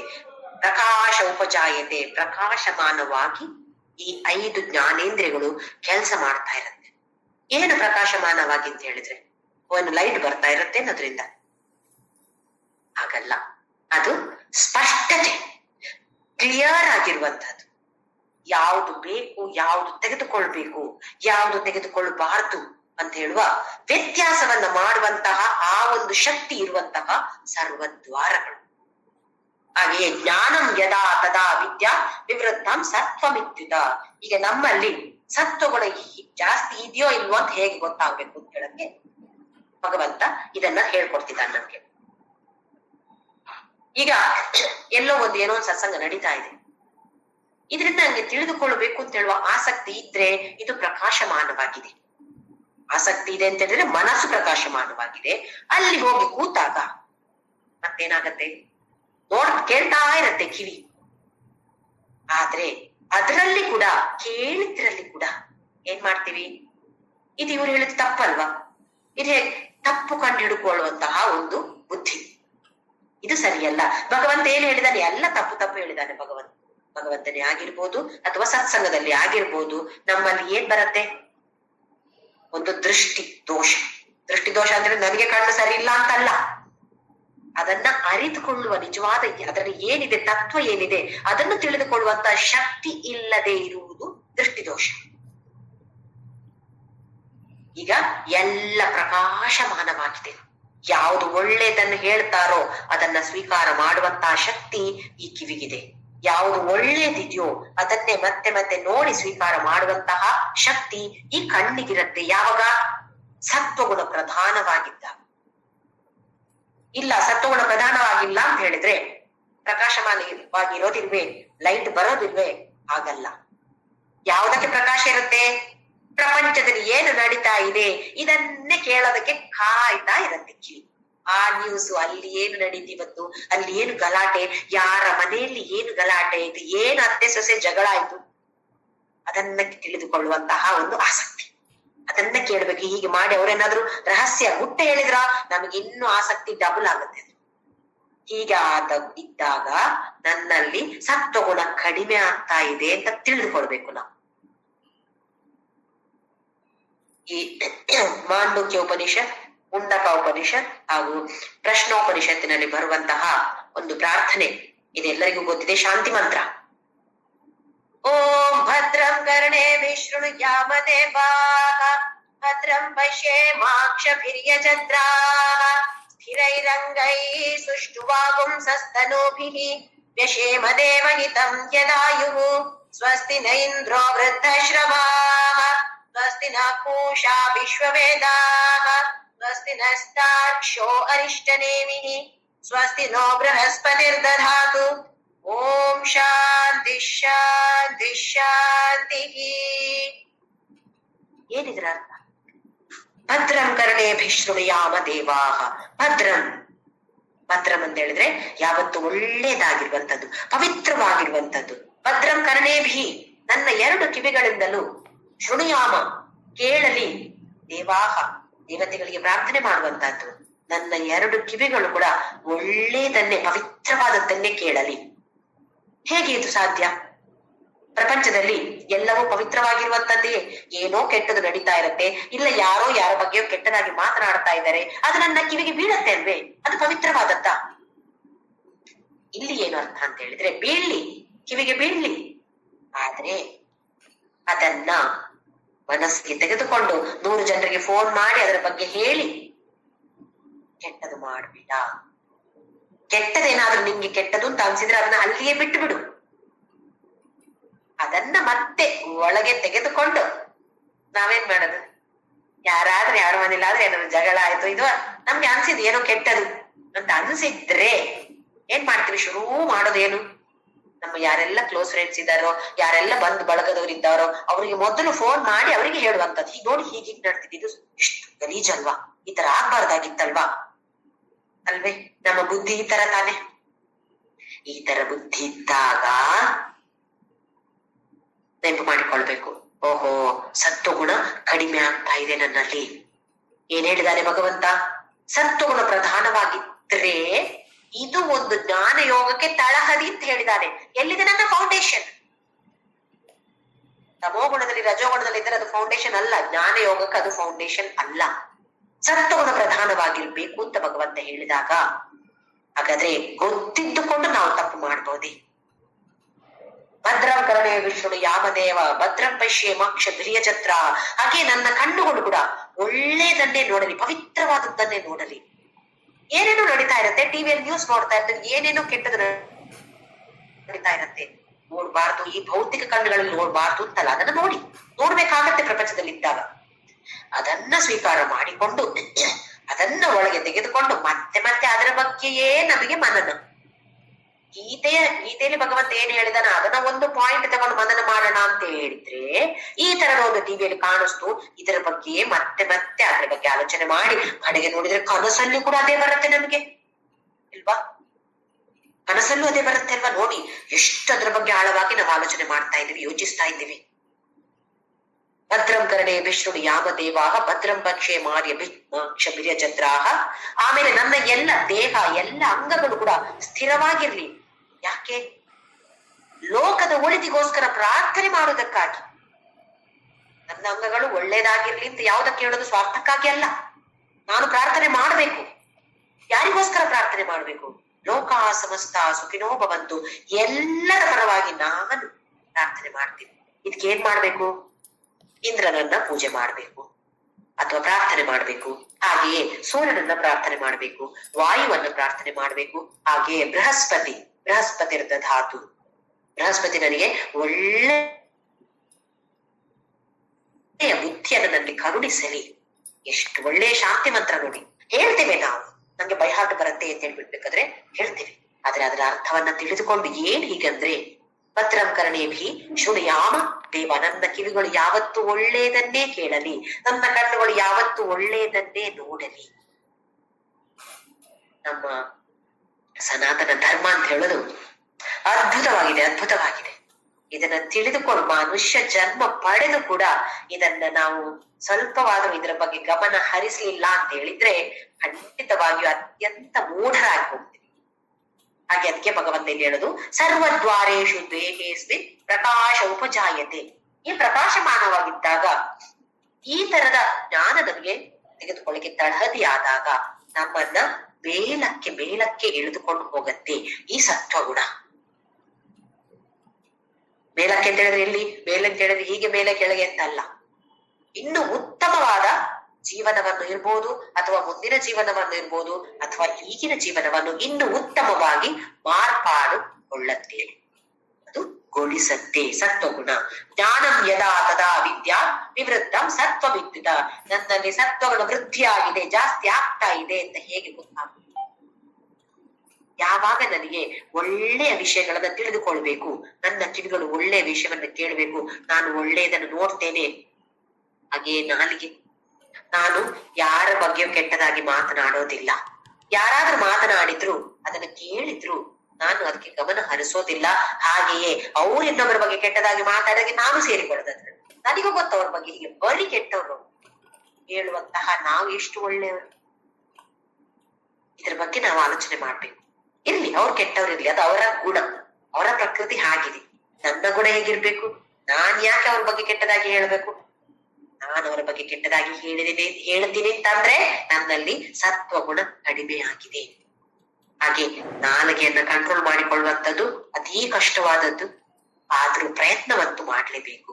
ಹಾಗೆಯೇ ನನ್ನ ಮನಸ್ಸು, ಸ್ವಾಮಿ ವಿವೇಕಾನಂದ ಏನ್ ಹೇಳಿದ್ರು ಅಂತ ಹೇಳಿದ್ರೆ, ಯಾವುದರಲ್ಲಿ ನಮ್ಗೆ ಪ್ರೀತಿ ಇದೆಯೋ, ಅದರ ಮೇಲೆ ನಮ್ಮ ದೃಷ್ಟಿ ಹೋಗುತ್ತೆ. ಯಾವ್ದ್ರಲ್ಲಿ ನಮ್ಗೆ ಪ್ರೀತಿ ಇದೆಯೋ ಅದರ ಮೇಲೆ ನಮ್ಮ ದೃಷ್ಟಿ ಹೋಗುತ್ತೆ. ಹಾಗೆಯೇ ಯಾವ್ದ್ರಲ್ಲಿ ನಮ್ಮ ದೃಷ್ಟಿ ಹೋಗುತ್ತೋ ಅದರಲ್ಲಿ ನಮ್ಮ ಪ್ರೀತಿ ಜಾಸ್ತಿ ಆಗತ್ತಾ ಹೋಗುತ್ತೆ.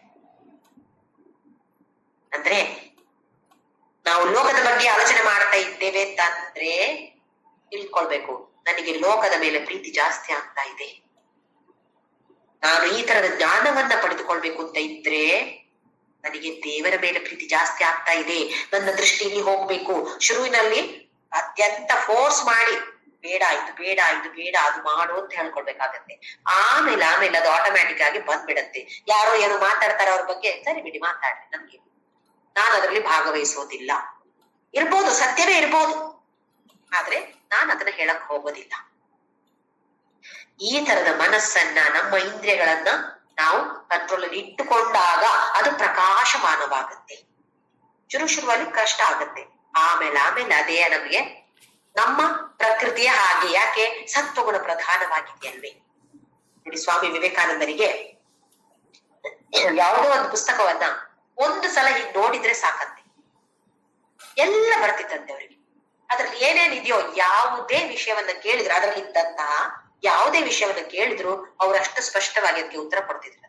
ಹೇಗೆ ನೋಡಿ, ಎಷ್ಟು ಪ್ರಕಾಶವಾಗಿದೆ, ಆ ಕಣ್ಣೆಷ್ಟು ಪ್ರಕಾಶಮಾನವಾಗಿದೆ, ಆ ಮನಸ್ಸು ಎಷ್ಟು ಪ್ರಕಾಶಮಾನವಾಗಿದೆ, ಆ ಬುದ್ಧಿ ಎಷ್ಟು ಪ್ರಕಾಶಮಾನವಾಗಿದೆ ನೋಡಿ. ಹಾಗಾದ್ರೆ ನಮಗೆ ಒಂದು ರೂಮಿಗೆ ಹೋಗಿ ಅಲ್ಲಿ ಏನೆಲ್ಲ ಸಾಮಾನ್ ಇದೆಯೋ ಅಂತ ಒಂದು ನಿಮಿಷ, ಕೆಲವು ಕಾಂಪಿಟಿಷನ್ ಮಾಡ್ತಾರೆ ನೋಡಿ, ಸುಮಾರು ವಸ್ತುಗಳನ್ನು ಇಟ್ಟಿರ್ತಾರೆ, ಅಲ್ಲಿ ಹೋಗಿ ನೋಡಿ ಬರ್ಬೇಕು, ಒಂದು ನಿಮಿಷ ನೋಡ್ಲಿಕ್ಕೆ ಬಿಡ್ತಾರೆ. ಆಮೇಲೆ ಹೊರಗಡೆ ಬಂದು ಅದ್ರಲ್ಲಿ ಏನೇನಿದೆಯೋ ಅದು ಬರಿಬೇಕು. ಇಲ್ವೇ ಈ ತರದ ಕಾಂಪಿಟಿಷನ್ಗಳು ಸುಮಾರು ಮಾಡ್ತಾರಲ್ವಾ? ಅದರಲ್ಲಿ ಎಲ್ಲ ಬರೆಯಕ್ಕಾಯ್ತು ಅಂತಾದ್ರೆ ಪ್ರಕಾಶಮಾನವಾಗಿದೆ. ಇದು ಲೋಕ ವ್ಯವಹಾರ. ನಮಗೆ ಏನ್ ಬೇಕು? ಈ ತರದ ಆಧ್ಯಾತ್ಮಿಕ ವಿಚಾರದಲ್ಲಿ ನಮಗೆ ಉತ್ಸಾಹ ಬೇಕು. ನನ್ನ ಕಣ್ಣು ಈ ತರದ್ದನ್ನೇ ನೋಡ್ಬೇಕು, ನನ್ನ ಕಣ್ಣುಗಳು ಈ ತರ, ಕಿವಿಗಳು ಈ ತರದ್ದನ್ನೇ ಕೇಳ್ಬೇಕು. ಬೇರೆನೂ ಕೇಳಿದ್ರೆ ಅದು ಬೇಡ ನನ್ಗೆ. ಅಂದ್ರೆ ಮನಸ್ಸು ಕೂಡ ಅಲ್ಲಿ ಗಟ್ಟಿಯಾಗಿ ಮಾಡಿಕೊಳ್ಬೇಕು. ಇದು ಬೇಡ ನನ್ಗೆ. ಆ ಮಾಡಿದಾಗ ನಮ್ಮ ವಿಶ್ಲೇಷಣೆಯನ್ನು ನಾವು ಮಾಡಿಕೊಳ್ಬಹುದು. ಓಹೋ, ನನ್ನ ಮನಸ್ಸು ಗಟ್ಟಿಯಾಗಿದೆ, ನನ್ನಲ್ಲಿ ಸತ್ವಗುಣ ಪ್ರಧಾನವಾಗಿದೆ, ನನ್ನನ್ನ ಮೇಲೆ ಕೇಳ್ಕೊಳ್ತಾನೆ ಭಗವಂತ, ಇನ್ನೇನು ಸ್ವಲ್ಪವೇ ನನ್ಗಿರೋದು, ಹೀಗೆ ಕರ್ಕೊಂಡು ಹೋಗ್ತಾನೆ ನನ್ನ ಮೇಲಕ್ಕೆ ಅಂತ ಅನ್ಕೊಳ್ಬೇಕು. ಮುಂದಿನ ಶ್ಲೋಕದಲ್ಲಿ ರಜೋಗುಣದ ಬಗ್ಗೆ ಭಗವಂತ ಹೇಳ್ತಾರೆ. ಶ್ಲೋಕ ನಂಬರ್ 12. ಲೋಭ ಪ್ರವೃತ್ತಿರಾರಂಭ ಕರ್ಮಣಾಮಶಮಸ್ಪೃಹ ರಜಸ್ಯೇತಾನಿ ಜಾಯಂತೆ ವಿವೃದ್ಧೆ ಭರತರ್ಷಭ. ಲೋಭ ಎಲ್ರಿಗೂ ಗೊತ್ತಿದೆ. ಲೋಭ ಏನು? ಅತಿಯಾದ ಆಸೆ. ಯಾರಿಗೂ ಏನು ಕೊಡಬೇಕು ಇದ್ದ ಪ್ರಧಾನ. ಪ್ರವೃತ್ತಿರಾರಂಭ, ಎಲ್ಲ ಕೆಲಸಕ್ಕೆ ಕಾಲ ಹಾಕೋದು, ಕೈ ಹಾಕೋದು. ನಾನು ಅದು ಮಾಡ್ತೀನಿ, ನಾನು ಇದು ಮಾಡ್ತೀನಿ, ಎಲ್ಲ ಕೆಲಸಕ್ಕೂ ಪ್ರವೃತ್ತಿರಾರಂಭ. ರಜೋಗುಣ ಯಾವತ್ತು ಪ್ರವೃತ್ತಿ ಪ್ರಧಾನ, ಸತ್ವಗುಣ ನಿವೃತ್ತಿ ಪ್ರಧಾನ. ಸತ್ವಗುಣದವರಿಗೆ ವಿಪರೀತ ಕೆಲಸ ಮಾಡುವ ಆಸಕ್ತಿ ಇಲ್ಲ, ಅವರಿಗೆ ಜ್ಞಾನದ ಬಗ್ಗೆ ಆಸಕ್ತಿ ಇದೆ. ಕೆಲಸ ಮಾಡಲ್ಲ ಅಂತಲ್ಲ, ಕೆಲಸ ಮಾಡ್ತಾರೆ, ಆದ್ರೆ ಕೆಲವರು ಮೇಲೆ ಬಿದ್ದು ಕೆಲಸ ಮಾಡ್ತಾರೆ ಅಂತ ಹೇಳಲ್ವಾ, ಆ ತರ ಇರೋದಿಲ್ಲ. ಸತ್ವಗುಣ ಪ್ರಧಾನವಾಗಿದ್ದ. ರಜೋಗುಣದಲ್ಲಿ ಎಲ್ಲ ಕೆಲಸ ನಾನ್ ಮಾಡ್ತೇನೆ ಅಂತ ಹೊರಡ್ತಾರೆ. ಹಾಗೆಯೇ ಕೆಲಸ ಒಳ್ಳೆದೇ ಇರ್ಬೋದು, ಆದ್ರೆ ಏನಿದೆ ಅವರಿಗೆ ಕರ್ಮಣಾವಶಮಸ್ಪೃಹ. ಈ ಕರ್ಮಗಳ ಕೆಲಸಗಳಲ್ಲಿ ಅಶಮಃ. ಅಶಮ ಅಂತ ಹೇಳಿದ್ರೆ ಒಂದು ರೆಸ್ಟ್ಲೆಸ್ ಆಗಿರೋದು, ಚಡಬಡಿಕೆ. ಅದಾಗ್ಲಿಲ್ಲ, ಇದಾಗ್ಲಿಲ್ಲ, ಹೀಗೆ ಆಗ್ಲಿಲ್ಲ, ಹಾಗೆ ಆಗ್ಲಿಲ್ಲ ಅಂತ ಚಡಬಡಿಕೆ. ಯಾಕೆ? ಆ ಫಲ ಹೀಗೆ ಬರ್ಬೇಕು ಅಂತ ಇದ್ದಾಗ ನಮ್ಗೆ ಚಡಬಡಿಕೆ ಇರೋದು. ಫಲ ಪರವಾಗಿಲ್ಲ, ಹೀಗೆ ಬಂದ್ರು ಪರವಾಗಿಲ್ಲ, ಹಾಗೆ ಬಂದ್ರು ಪರವಾಗಿಲ್ಲ, ನಾನ್ ಸರಿಯಾದ ಕೆಲಸ ಮಾಡ್ತೇನೆ, ಫಲವನ್ನ ಭಗವಂತನಿಗೆ ಬಿಡ್ತೇನೆ ಅಂತ ಇದ್ರೆ ಮನಸ್ಸು ಪ್ರಶಾಂತವಾಗಿರುತ್ತೆ, ಮನಸ್ಸು ಚಡಬಡಿಕೆಯಲ್ಲಿ ಇರೋದಿಲ್ಲ. ಇಲ್ಲಿ ಅಶಮ ಸ್ಪೃಹ. ಸ್ಪೃಹ ಅಂತ ಹೇಳಿದ್ರೆ ಆ ವ್ಯಾಮೋಹ. ಯಾವುದಕ್ಕೆ? ಫಲದಲ್ಲಿ ವ್ಯಾಮೋಹ. ಹೀಗೆ ಬರ್ಬೇಕು, ಹಾಗೇ ಬರ್ಬೇಕು. ಒಂದು ಲೋಭ, ಅತ್ಯಂತ ಲೋಭಿ ಆಗಿರುವಂತದ್ದು. ಯಾವಾಗ ಮಾಡ್ತೀವಿ ಈ ತರದ ಕೆಲಸಗಳು? ರಜೋಗುಣ, ಅದರ ಹಿಂದೆ ತಮೋಗುಣ ಪ್ರಧಾನವಾಗಿದೆ. ಸತ್ವಗುಣ ಬರೀ ಕಡಿಮೆ ಆಗಿದ್ದಾಗ ನಾವು ಲೋಭಿಗಳಾಗ್ತೀವಿ, ಕೆಲಸ ಮಾಡ್ತೀವಿ, ಆದ್ರೆ ಎಲ್ಲ ಕೆಲಸವು ನನಗೋಸ್ಕರ ನಾನ್ ಮಾಡುದು ಅಂತೇಳಿ. ನನಗೋಸ್ಕರ ಮಾತ್ರ ಅಲ್ಲ, ಬೇರೆಯವರನ್ನ ಮೆಟ್ಟಿ ಹೋದ್ರೂ ಪರವಾಗಿಲ್ಲ, ನನಗೆ ಮಾತ್ರ ಸಿಗ್ಬೇಕು. ಅವರನ್ನ ಕೊಂದ್ರೂ ತೊಂದ್ರೆ ಇಲ್ಲ, ಇಲ್ಲ, ಅವರನ್ನು ನಾನು ಹಿಂಸೆ ಮಾಡಿದ್ರು ತೊಂದರೆ ಇಲ್ಲ, ನನಗೆ ಮಾತ್ರ ಈ ಫಲ ಬೇಕು. ಎಷ್ಟೊಂದು ಜನ ಕಾಣೋದಿಲ್ವ ನಾವು, ನೋಡ್ತೀವಿ ಪ್ರಪಂಚದಲ್ಲಿ. ಯಾರಿಗೆ ಏನ್ ಬೇಕಾದ್ರೆ ಆಗಲಿ, ನನಗೆ ಮಾತ್ರ ಹೀಗೆ ಇರ್ಬೇಕು, ಅವ್ರು ಸತ್ತೋದ್ರ ಪರವಾಗಿಲ್ಲ, ನಾನ್ ಮಾತ್ರ ಹೀಗಿರ್ಬೇಕು, ನನಗೆ ಈ ರಿಸಲ್ಟ್ ಬೇಕು. ಇದು ರಜೋಗುಣ ಪ್ರಧಾನವಾಗಿದ್ದಾಗ ಅದರಲ್ಲಿಯೂ ಲೋಭ ಆಗಿರುತ್ತೆ. ಪ್ರವೃತ್ತಿ, ಕೆಲಸಕ್ಕೆ ತುಂಬಾ ಆಸಕ್ತಿಯಿಂದ ಮೇಲೆ ಬಿದ್ದು ಕೆಲಸ ಮಾಡ್ತೀವಿ ಅಂತಂದ್ರೆ ಹೋಗೋದಂತಲ್ಲಿ ರಜೋಗುಣ ಪ್ರಧಾನವಾಗಿದೆ. ಇದು ತಿಳಿದುಕೊಳ್ಬೇಕು. ಹಾಗೆಯೇ ಅಶಮ, ಆ ಮಾಡಿದ ಕೆಲಸಗಳಲ್ಲಿ ಒಂಥರದ ಚಡಪಡಿಕೆ, ಒಂದು ವಿಶ್ರಾಂತಿ ಅಂತ ಇಲ್ಲ, ಮನಸ್ಸು ಪ್ರಶಾಂತವಾಗಿಲ್ಲ. ಕೆಲಸ ಮಾಡಿದ್ರು ಮನಸ್ಸು ಪ್ರಶಾಂತವಾಗಿದ್ರೆ ಅದು ಸತ್ವಗುಣ. ಪ್ರಶಾಂತವಾಗಿಲ್ಲದೆ ಇದ್ರೆ ಇದು ರಜೋಗುಣ. ಯಾವುದೇ ಕೆಲಸ ಮಾಡಿ, ಕೆಲಸ ಮಾಡ್ತಾ ಮಾಡ್ತಾ ಅಡಿಗೆ ಇರ್ಬೋದು, ಯಪ್ಪ ಹೇಗಾಗತ್ತೋ ಇಲ್ವೋ, ಅದು ಸರಿಯಾಗಿ ಬರುತ್ತೋ ಇಲ್ವೋ, ಅದರ ರುಚಿ ಚೆನ್ನಾಗಿರುತ್ತೋ ಇಲ್ವೋ, ಅವ್ರೇನಂತಾರೋ, ಬಂದ ಅತಿಥಿಗಳು ಏನಂತಾರೋ, ಹೀಗೆ ಚಡಪಡಿಸ್ತಾ ಇದೆಯಾ ಮನಸ್ಸು ಇದ್ರೆ ರಜೋಗುಣ ಪ್ರಧಾನವಾಗಿದೆ. ಆಮೇಲೆ ನನಗೆ ಒಳ್ಳೆ ಹೆಸರು ಬರ್ಬೇಕು, ನನ್ನನ್ನು ಅವ್ರು ಜ್ಯೋತಿ ಭಾರಿ ಚೆನ್ನಾಗಿ ಅಡಿಗೆ ಮಾಡಿದ್ದೆ ನೀನು ಅಂತ ಅವ್ರು ನನ್ನನ್ನು ಹೊಗಳ್ಬೇಕು ಅಂತ ಇದ್ರೆ ರಜೋಗುಣದ ಹಿಂದೆ ತಮೋಗುಣವೇ ಪ್ರಧಾನವಾಗಿದೆ.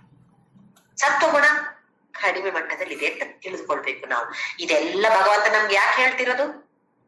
ನಮ್ಮ ಆತ್ಮಾವಲೋಕನವನ್ನ ನಾವು ಮಾಡಿಕೊಳ್ಬೇಕು, ನಮ್ಮ ವಿಶ್ಲೇಷಣೆನ ನಾವು ಮಾಡಿಕೊಳ್ಬೇಕು. ಬೇರೆಯವ್ರದ್ದು ಬೇಡ, ಬೇರೆಯವ್ರದ್ದು ಯಾರ್ದು ನಮ್ಗೆ ಬೇಡ. ನಮ್ಮ ವಿಶ್ಲೇಷಣೆ, ನಮ್ಮ ಆತ್ಮಾವಲೋಕನವನ್ನ ನಾವು ಮಾಡುವುದಕ್ಕೋಸ್ಕರ ಭಗವಂತ ಈ ತರದ ಲಕ್ಷಣಗಳನ್ನೆಲ್ಲ ಹೇಳ್ತಿದ್ದಾನೆ. ಹಾಗೆ ರಜಸ್ಸೇತಾನಿ ಜಾಯಂತೆ ವಿವೃದ್ಧೆ ಭರತರ್ಷಭ, ಇದೆಲ್ಲ ರಜೋಗುಣದಿಂದ ಹುಟ್ಟಿರುವಂತದ್ದು. ಲೋಭ, ಪ್ರವೃತ್ತಿ, ಹಾಗೆಯೇ ಕರ್ಮ ಮಾಡುವಂತ ಕೆಲಸಗಳಲ್ಲಿ ಅಶಮ, ಹಾಗೆ ಸ್ಪೃಹ, ಇದೆಲ್ಲ ನಿಂಗಿದ್ಯೋ? ಯಾವುದರಿಂದ ಬಂತು? ರಜೋಗುಣದಿಂದ ಬಂತು. ರಜೋಗುಣ ಪ್ರಧಾನವಾಗಿದ್ದಾಗ ಈ ಗುಣಗಳೆಲ್ಲ, ಇದೆಲ್ಲವೂ ನಮ್ಗೆ ಇರುತ್ತೆ. ಹಾಗೆ ನಮ್ಮನ್ನ ವಿಶ್ಲೇಷಣೆ ನಾವೇ ಮಾಡಿಕೊಳ್ಬೇಕು. ಮುಂದಿನ ಶ್ಲೋಕ 13ನೇ ಶ್ಲೋಕ. ಅಪ್ರಕಾಶೋ ಪ್ರವೃತ್ತಿಶ್ಚ ಪ್ರಮಾದೋ ಮೋಹ ಏವ ಚ ಸ್ಯೇತಾನಿ ಜಾಯಂತೆ ವಿವೃದ್ಧೆ ಕುರು ನಂದನ. ಅಪ್ರಕಾಶ, ಪ್ರಕಾಶವೇ ಇಲ್ಲದೆ ಇರುವಂತದ್ದು. ಈಗ ನೋಡಿದ್ರು ಪ್ರಕಾಶ ಅಂತ ಯಾವಾಗ ಬರುತ್ತೆ?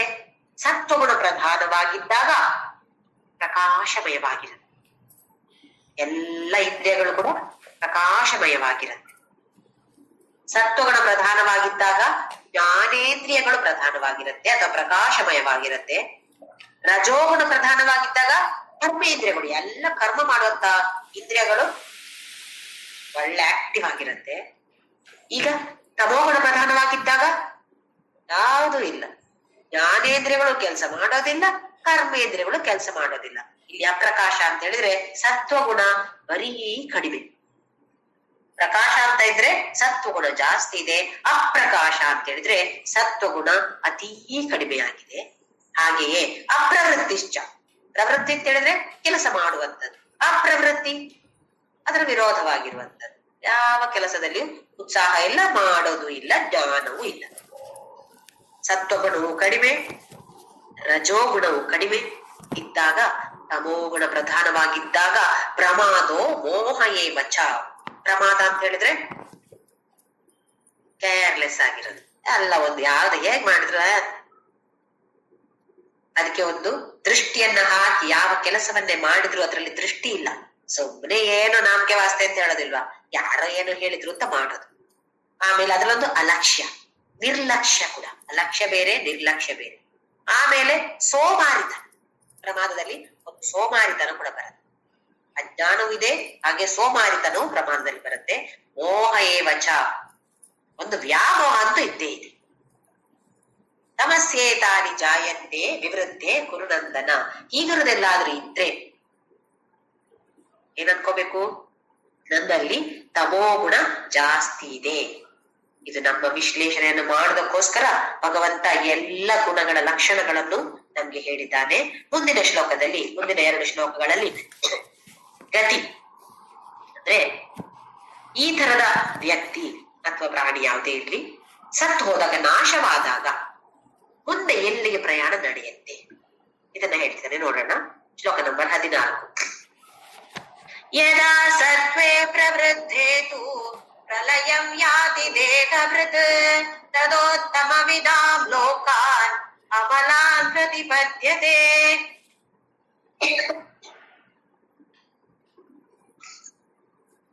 ಯದಾ ಸತ್ವೇ ಪ್ರವೃದ್ಧೇತು, ಸತ್ವಗುಣ ಪ್ರಧಾನವಾಗಿದ್ದಾಗ ಪ್ರಲಯಂ ಯಾತಿ ದೇಹಭೃತ್. ಇಲ್ಲಿ ಪ್ರಲಯ ಅಂತ ಹೇಳಿದ್ರೆ ದೇಹ ನಾಶವಾಗುವಂಥದ್ದು, ಅಂದ್ರೆ ಮರಣ, ಸತ್ತು ಹೋಗುವಂಥದ್ದು. ಈ ಸತ್ವಗುಣ ಪ್ರಧಾನವಾಗಿದ್ದಾಗ ಆ ವ್ಯಕ್ತಿ ತೀರಿಕೊಂಡ್ರೆ, ಸತ್ತು ಹೋದ್ರೆ ಏನಾಗುತ್ತೆ? ತದೋತ್ತಮ ಉತ್ತಮ ವಿಧಾನ್ ಲೋಕಾನ್ ಅಮಲಾನ್ ಪ್ರತಿಪದ್ಯತೆ. ಉತ್ತಮ ಲೋಕವನ್ನ ಹೊಂದುತ್ತಾನೆ. ಉತ್ತಮ ಲೋಕ ಅಂದ್ರೆ ಏನು? ನಮ್ಮ ಪುರಾಣಗಳ ಪ್ರಕಾರ 14 ಲೋಕಗಳಿವೆ. ಅದರಲ್ಲಿ ಒಂದು ನಮ್ಮ ಭೂಲೋಕ. ನಮ್ಮ ಭೂಲೋಕದಿಂದ ಮೇಲೆ 6 ಲೋಕಗಳಿವೆ. ಭೂಲೋಕದಿಂದ ಕೆಳಗಡೆ 6 ಲೋಕಗಳಿವೆ. ಇಲ್ಲಿ ಕೆಳಗಡೆ ಅಂತ ಹೇಳಿದ್ರೆ ಮೇಲೆ ಅಂತ ಹೇಳಿದ್ರೆ ಹೀಗೆ ಮೇಲೆ ಅಂತಲ್ಲ. ನಮ್ಮ ಸ್ಪೇಸ್ ಪ್ರಕಾರ ಮೇಲೆ ಕೆಳಗೆ ಅಂತ ಬರುವುದಿಲ್ಲ. ಅಂದ್ರೆ ಅದಕ್ಕಿಂತ ಉತ್ತಮವಾಗಿರುವಂತಹ ಲೋಕಕ್ಕೆ ನಾವು ಮೇಲೆ ಅಂತ ಹೇಳೋದಷ್ಟೇ, ಅಥವಾ ಅದಕ್ಕಿಂತ ನೀಚವಾಗಿರುವಂತಹ ಲೋಕಕ್ಕೆ ನಾವು ಕೆಳಗೆ ಅಂತ ಹೇಳೋದು. ಈ ಸಂಧ್ಯಾ ವಂದನೆ ಮಾಡುವಂತಹ ಮನುಷ್ಯರಿಗೆ ಇದರ ಬಗ್ಗೆ ಗೊತ್ತಿರತ್ತೆ. ಮೇಲ್ಗಡೆ ಓಂ ಭೂ, ಓಂ ಭುವಃ, ಓಂ ಸುವಃ, ಓಂ ಜನಃ, ಓಂ ತಪಃ, ಓಂ ಸತ್ಯಂ ಎಲ್ಲ ಹೇಳ್ತಾರೆ. ಹೀಗೆ ಒಂದೊಂದೇ ಅಂಗವನ್ನ ಮುಟ್ಟಿಕೊಂಡು ಕೊನೆಗೆ ಸತ್ಯಂ ಅಂತ ಹೇಳಿದಾಗ ಇಲ್ಲಿಗೆ ಬಂದ್ಬಿಡ್ತಾರೆ. ಅಂದ್ರೆ ಭುವರ್ಲೋಕ, ಸುವರ್ಲೋಕ, ಮಹರ್ಲೋಕ, ಜನಲೋಕ, ತಪೋಲೋಕ, ಹಾಗೆಯೇ ಕೊನೆಯಲ್ಲಿ ಸತ್ಯಲೋಕ. ಭೂಲೋಕದಿಂದ ಸತ್ಯಲೋಕದವರೆಗೆ ಎಲ್ಲ ಹಿಡಿದುಕೊಂಡು 7 ಈ ತರದ ಲೋಕಗಳಿವೆ. ಇಲ್ಲಿ ಭಗವಂತ ಏನ್ ಹೇಳ್ತಾನೆ ಅಂತ ಹೇಳಿದ್ರೆ, ಉತ್ತಮ ವಿಧಾಂ ಲೋಕಾನ್ ಅಮಲಾನ್, ಮಲ ಇಲ್ಲದೆ ಇರುವಂತಹ ನಿರ್ಮಲವಾದಂತಹ ಲೋಕವನ್ನ ಈ ಸತ್ವ ಪ್ರಧಾನವಾಗಿದ್ದಂತಹ ವ್ಯಕ್ತಿ ಪಡಿತಾನೆ. ಸತ್ವಗುಣ ಪ್ರಧಾನವಾಗಿದ್ದಂತಹ ವ್ಯಕ್ತಿ ಮರಣ ಹೊಂದಿದರೆ ಅವನು ಉತ್ತಮ ಲೋಕಕ್ಕೆ ಹೋಗ್ತಾನೆ. ನಾವೀಗ ಸ್ವರ್ಗಲೋಕ ಅಂತ ಹೇಳಿದೆ. ಈ ಭೂಲೋಕಕ್ಕಿಂತ ಉತ್ತಮವಾದ ಲೋಕ ಇದು ಒಂದು ನೆನಪಲ್ಲಿ ಇಟ್ಕೊಳ್ಬೇಕು. ನಮ್ಮ ಈ ಲೋಕಗಳು ಬೇರೆ ಬೇರೆ ಲೋಕಗಳು ಅಂತ ಹೇಳೋದು ಏನು ಅಂತ ಹೇಳಿದ್ರೆ, ನಾವಿಲ್ಲಿ ಮಾಡಿದಂತಹ ಕರ್ಮ ಫಲವನ್ನ ಭೋಗಿಸುವುದಕ್ಕೋಸ್ಕರ ಮಾತ್ರ ಬೇರೆ ಲೋಕಗಳಿರೋದು. ಕರ್ಮ ಫಲವನ್ನ ಪಡೆಯುವಂತದ್ದು ಮನುಷ್ಯ ಲೋಕ ಅಥವಾ ಭೂಲೋಕದಲ್ಲಿ ಮಾತ್ರ ಅಂತ ಹೇಳುತ್ತೆ ನಮ್ಮ ಪುರಾಣಗಳು. ನಮ್ಮ ಭೂಲೋಕದಿಂದ ಮೇಲೆ ಇರುವಂತಹ 6 ಲೋಕಗಳಾಗ್ಲಿ ಅಥವಾ ಕೆಳಗಡೆ ಇರುವಂತಹ 7 ಲೋಕಗಳಾಗ್ಲಿ, ಅಲ್ಲಿ ನಮಗೆ ಕರ್ಮ ಫಲಗಳಿಲ್ಲ. ಇಲ್ಲಿ ಮಾಡಿರುವಂತಹ ಈ ಭೂಲೋಕದಲ್ಲಿ ಮಾಡಿರುವಂತಹ ಕರ್ಮಗಳಿಗೆ ಏನು ಫಲವಿದೆಯೋ ಅದರ ಪ್ರಕಾರ ಅದನ್ನು ಭೋಗಿಸುವುದಕ್ಕೋಸ್ಕರ ನಾವು ಬೇರೆ ಬೇರೆ ಲೋಕದಲ್ಲಿ ಹುಟ್ಟಿಕೊಳ್ಳುವಂತ. ಹಾಗಾದ್ರೆ ನೋಡಿ, ಈ ಮನುಷ್ಯ ಜನ್ಮ ಎಷ್ಟು ಬೆಲೆ ಬಾಳುವಂತದ್ದು ನೋಡಿ. ಈ ಮನುಷ್ಯ ಜನ್ಮದಿಂದ ಅಥವಾ ಪ್ರಾಣಿ ಜನ್ಮವೇ ಆಗಿರ್ಲಿ, ಈ ಭೂಲೋಕದಲ್ಲಿ ಹುಟ್ಟಿದವರಿಗೆ ಮಾತ್ರ ಕರ್ಮದ ಫಲಗಳು. ಈ ಫಲವನ್ನ ಅನುಭವಿಸುವುದಕ್ಕೋಸ್ಕರ ಮಾತ್ರವೇ ನಾವು ಬೇರೆ ಜನ್ಮ, ಬೇರೆ ಲೋಕ ಅಥವಾ ಕೆಳಗಿನ ಲೋಕಕ್ಕೆ ಹೋಗುವಂತದ್ದು. ಮತ್ತೆ ಈ ಮನುಷ್ಯ ಲೋಕದಲ್ಲಿ ಬಂದು ಅಥವಾ ಈ ಭೂಲೋಕದಲ್ಲಿ ಬಂದು ಮಾತ್ರವೇ ನಮಗೆ ಮೋಕ್ಷ ಸಿಗುವುದು. ಇನ್ನು ಬೇರೆ ಯಾವ ಲೋಕದಲ್ಲಿಯೂ ಮೋಕ್ಷ ಸಿಗುವಂತಹ ಚಾನ್ಸೇ ಇಲ್ಲ. ಇದು ನಮ್ಮ ಪುರಾಣಗಳಲ್ಲಿ ಹೇಳಿರುವಂತಹ. ಹಾಗಾಗಿ ಈ ಭೂಲೋಕದಲ್ಲಿ ಹುಟ್ಟಿರುವಂತಹ, ಅದರಲ್ಲಿಯೂ ಈ ಭಾರತ ಸನಾತನ ಧರ್ಮಕ್ಕೆ ಇಷ್ಟು ಪ್ರಾಮುಖ್ಯತೆ ಪಡೆದಿರುವಂತಹ ಈ ನಮ್ಮ ಭಾರತ ದೇಶದಲ್ಲಿ ಹುಟ್ಟಿರುವಂತಹ ನಾವು ಎಷ್ಟು ಅದೃಷ್ಟವನ್ನ ಮಾಡಿದ್ದೀವಿ ನೋಡಿ. ಇದರ ಬಗ್ಗೆ ನಮಗೆ ಸ್ವಲ್ಪ ಆದ್ರೂ ಒಂದು ಅರಿವು ಇದೆಯಾ? ನಾನು ಎಲ್ಲಿ ಹುಟ್ಟಿದ್ದೇನೆ, ಯಾಕೆ ಬಂದೆ, ನಾನು ಇನ್ನೇನ್ ಮಾಡ್ಬೇಕು ನಾನು? ಇದನ್ನ ತಿಳಿದಕ್ಕೋಸ್ಕರ ನಾವು ಭಗವದ್ಗೀತೆಯನ್ನ ಕಲಿತಾ ಇದ್ದೇವೆ. ತದೋತ್ತಮ ವಿಧಾಂ ಲೋಕಾನ್ ಅಮಲಾನ್ ಪ್ರತಿಪದ್ಯತೆ. ಇಲ್ಲಿಂದ ಮುಂದಕ್ಕೆ ಬೇರೆ ಬೇರೆ ಉತ್ತಮ ಲೋಕ, ಇದಕ್ಕಿಂತ ಮೇಲೆ ಇರುವಂತಹ ಉತ್ತಮ ಲೋಕಕ್ಕೆ ನಾವು ಹೋಗ್ತೇವೆ. ಬೇರೆ ಲೋಕವೂ ಇರ್ಬೋದು, ಅಥವಾ ಇಲ್ಲಿ ಈ ಮನುಷ್ಯ ಈ ಭೂಲೋಕದಲ್ಲೇ ಮತ್ತೆ ಹುಟ್ಟಿ ಬರ್ಬೋದು. ಹೇಗೆ? ಉತ್ತಮವಾದ ಕುಟುಂಬದಲ್ಲಿ, ಉತ್ತಮವಾದ ಪರಿಸರ, ಉತ್ತಮವಾದ ವಾತಾವರಣ. ಯಾವುದಕ್ಕೆ? ಮೋಕ್ಷವನ್ನ ಪಡೆಯುವುದಕ್ಕೆ ಒಂದು ಉತ್ತಮವಾದ ವಾತಾವರಣ ಸಿಗುವಂತಹ ಒಂದು ಸಂಸಾರದಲ್ಲಿ ನಾವು ಹುಟ್ಟುತ್ತೇವೆ. ಕೆಲವು ಕಡೆ ಎಷ್ಟೊಂದು ಕಷ್ಟ, ಜೀವನಕ್ಕೆ ಕಷ್ಟ, ದುಡ್ಡಿಲ್ಲ ಏನು ಇಲ್ಲ ಅಂತ ಹೇಳಿದ್ರೆ ಅದರಿಂದ ಆ ತರದಲ್ಲೂ ಬರ್ತಾರೆ ಮನುಷ್ಯರು, ಸಂತರಾಗ್ತಾರೆ. ಆದ್ರೆ ಅದು ತುಂಬಾ ವಿರಳ. ಈಗ ನಮ್ಗೆ ಕೆಲವು ಕಡೆಯಲ್ಲಿ ಯಾವತ್ತೂ ಕೂಡ ಭಜನೆ ಈ ತರದ ಶ್ಲೋಕಗಳು ನಡೀತಾ ಇದ್ರೆ ಅದು ಒಂದು ಒಳ್ಳೆಯ ವಾತಾವರಣ, ನಮ್ಗೆ ಮೇಲೆ ಬರಕ್ಕೆ ಉತ್ತಮ ವಾತಾವರಣ. ಅದನ್ನ ಭಗವಂತ ಹೇಳ್ತಾನೆ.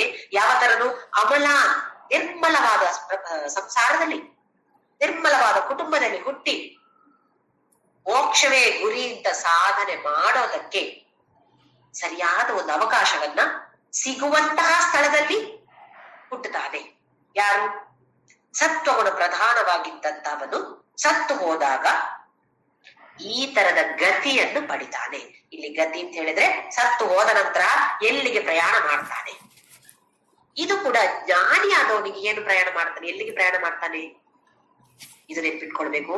ಜ್ಞಾನಿ ಸತ್ತು ಹೋದ ನಂತರ ಅಂದ್ರೆ ದೇಹ ನಾಶವಾದ ನಂತರ ಅವನು ಪ್ರಯಾಣ ಮಾಡೋದಿಲ್ಲ. ಯಾಕೆ?